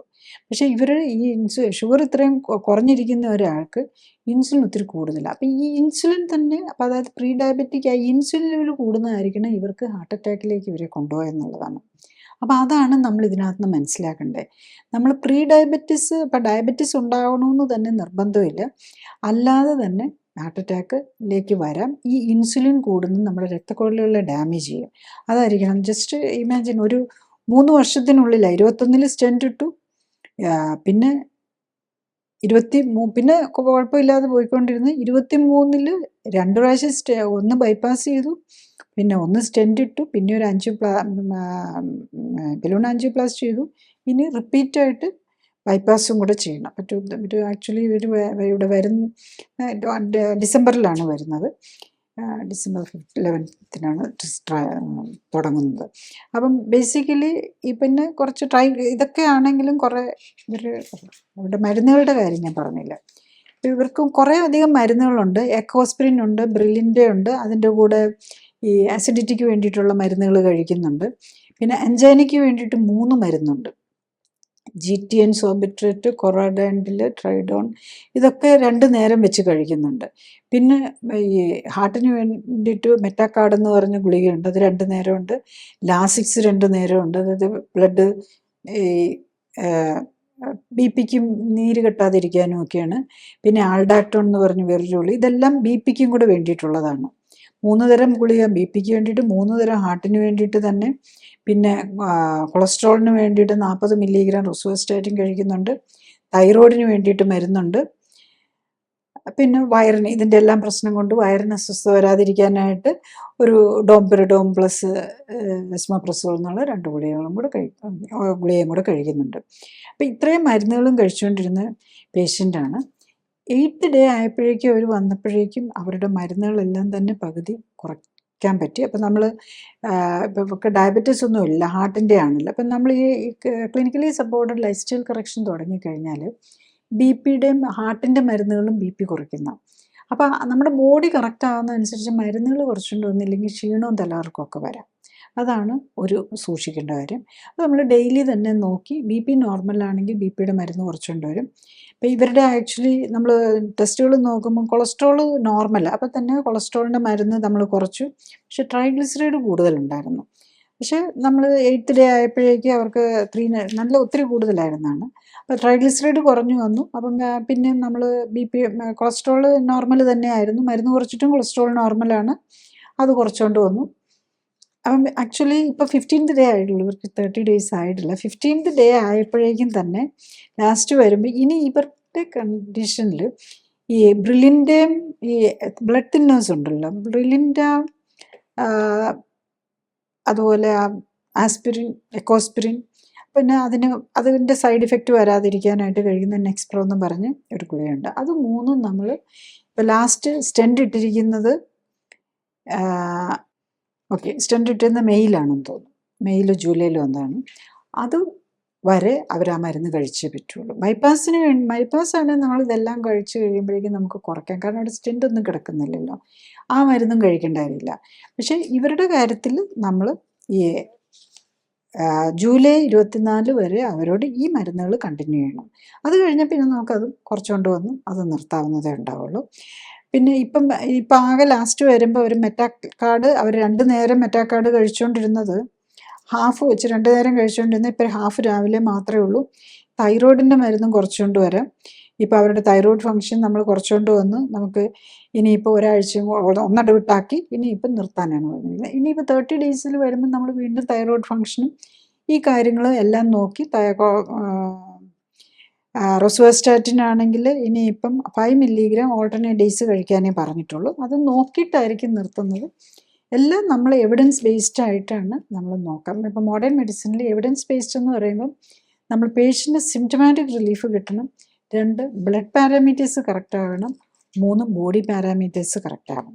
അപ്പോൾ ഇവർ 61 കിലോ ഉണ്ടായിരുന്ന 15th ഡേ വന്നപ്പോഴേക്കും അവർ 58 kg കുറയ്ക്കാനും പറ്റിയിട്ടുണ്ട്. HbA1c ആണെങ്കിൽ അവർ സ്റ്റാർട്ട് ചെയ്യുമ്പോൾ 6 ഉണ്ടായിരുന്നത് HbA1c 5.7 15th ഡേ ആയപ്പോഴേക്കും കുറഞ്ഞു. അങ്ങനെ ഓരോ അതുപോലെ കൊളസ്ട്രോൾ ആണെങ്കിലും മരുന്ന് കുറച്ചിട്ടും കൊളസ്ട്രോൾ നോർമലായിട്ട് നിൽക്കുന്നുണ്ട്. ട്രൈഗ്ലിസറൈഡ് ആണെങ്കിൽ 373 ഉണ്ടായിരുന്നത് മരുന്ന് കൊളസ്ട്രോളിൻ്റെ മരുന്ന് കുറച്ചുകൊണ്ട് വന്നിട്ടും കൊളസ്ട്രോൾ നോർമലായിട്ട് നിൽക്കുന്നുണ്ട്. അത് 109 ഉള്ളൂ, അതിന് മുമ്പുള്ളതിലും കുറവാണ്. സ്റ്റാർട്ട് ചെയ്യുമ്പം ഹൈ ഇത് കഴിച്ചുകൊണ്ടിരുന്നപ്പം കൊളസ്ട്രോൾ ലെവല് 114 ഉണ്ടായിരുന്നത് ഇപ്പം 109 ഉള്ളൂ. ട്രൈഗ്ലിസറൈഡ് ആണെങ്കിലും 243 കുറഞ്ഞു. ഇനി HDL ഇപ്പോഴും കുറഞ്ഞു നിൽക്കുകയാണ്. അത് HDL കൂടി വരാൻ ഇച്ചിരി കൂടി സമയമെടുക്കും. പിന്നെ ഇൻഫ്ലമേറ്ററി ലെവലും ESR ഒക്കെ കൂടുതലുണ്ടായിരുന്നു. അത് 95 ഉള്ളത് 15th ഡേ ആയപ്പോഴേക്കും 80ലേക്ക് വന്നിട്ടുണ്ട്. അപ്പോൾ എല്ലാ പാരാമീറ്റേഴ്സ് നമ്മൾ ബേസിക്കലി ഹാർട്ടിൻ്റെ എന്ത് പ്രോബ്ലം ഉള്ളപ്പോഴും ഇൻഫ്ലമേറ്ററി പാരാമീറ്റേഴ്സ് അതാണ് നമ്മുടെ ഇമ്മ്യൂൺ സിസ്റ്റത്തിൻ്റെ ഇത് കാണിക്കുന്നത്. പിന്നെ കാർഡിയാക് മാർക്കേഴ്സ്, ഹാർട്ടിൻ്റെ പേഷ്യൻസിന് കാർഡിയാക് മാർക്കേഴ്സ് ഡയബറ്റീസ് ആണ്, ഡയബറ്റീസ് ഓറിയൻറ്റഡ് ആയിട്ടുള്ള HbA1c അങ്ങനത്തെ കാര്യങ്ങളായിരിക്കും നോക്കുന്നത്. അപ്പോൾ ഇതിനകത്തുനിന്ന് നമുക്ക് മനസ്സിലാക്കാവുന്ന എന്താണെന്ന് ചോദിച്ചു കഴിഞ്ഞാൽ ബേസിക്കലി നമുക്ക് കറക്റ്റായിട്ട് നോക്കുകയാണെങ്കിൽ ഈ മരുന്നുകൾ ഇപ്പം അല്ലെങ്കിൽ അവർ ഒരു ബൈപ്പാസും കൂടെ ചെയ്യേണ്ടതാണ്. അപ്പം വിതിൻ 15 days അവരുടെ മരുന്നുകളും കൂടെ മാറാൻ പറ്റി പേഷ്യൻ്റ് വെരി ആക്റ്റീവായി വെരി ഹാപ്പിയായി എന്നുള്ളതാണ്. അപ്പം അതാണ് നമ്മൾ മനസ്സിലാക്കേണ്ടത്. ക്ലിനിക്കലി സപ്പോർട്ടഡ് ജീവിതശൈലി ക്രമീകരണത്തിൽ രോഗലക്ഷണങ്ങളെ അല്ല ഫോക്കസ് ചെയ്യുന്നത്, അതിൻ്റെ അടിസ്ഥാന കാരണമായ ശരീരഘടനയിലെയും ഹോർമോൺ ബാലൻസിലെയും ഇമ്മ്യൂണിറ്റിയിലെയും വ്യതിയാനങ്ങളെയും അവയ്ക്ക് കാരണമായ ജീവിതശൈലിയിലെ അപാകതകൾ പരിഹരിക്കാനുമാണ്. അതുകൊണ്ടാണ് ഏത് പ്രായത്തിലുള്ള ആൾക്കും ഒരേ സമയം വ്യത്യസ്ത രോഗങ്ങൾക്കും രോഗലക്ഷണങ്ങൾക്കും അസ്വസ്ഥതകൾക്കും ആശ്വാസം ലഭിക്കുന്നത്. രോഗമുക്തിക്ക് ആധാരം ഇമ്മ്യൂൺ സിസ്റ്റമാണ്. ഇമ്മ്യൂൺ സിസ്റ്റത്തിന് ഉത്തമമായി പ്രവർത്തിക്കാനുള്ള അവസരം ഒരുക്കുകയും അതിലൂടെ ശരീരത്തിൻ്റെ സെൽഫ് ഹീലിംഗ് പവറിനെ ഉത്തേജിപ്പിക്കുകയുമാണ് വേണ്ടത്. സ്വയം ജീവിതശൈലി ക്രമീകരിച്ച് ആരോഗ്യം ഉത്തമമാക്കി നിലനിർത്താനാണ് എല്ലാവരും ശ്രമിക്കേണ്ടത്.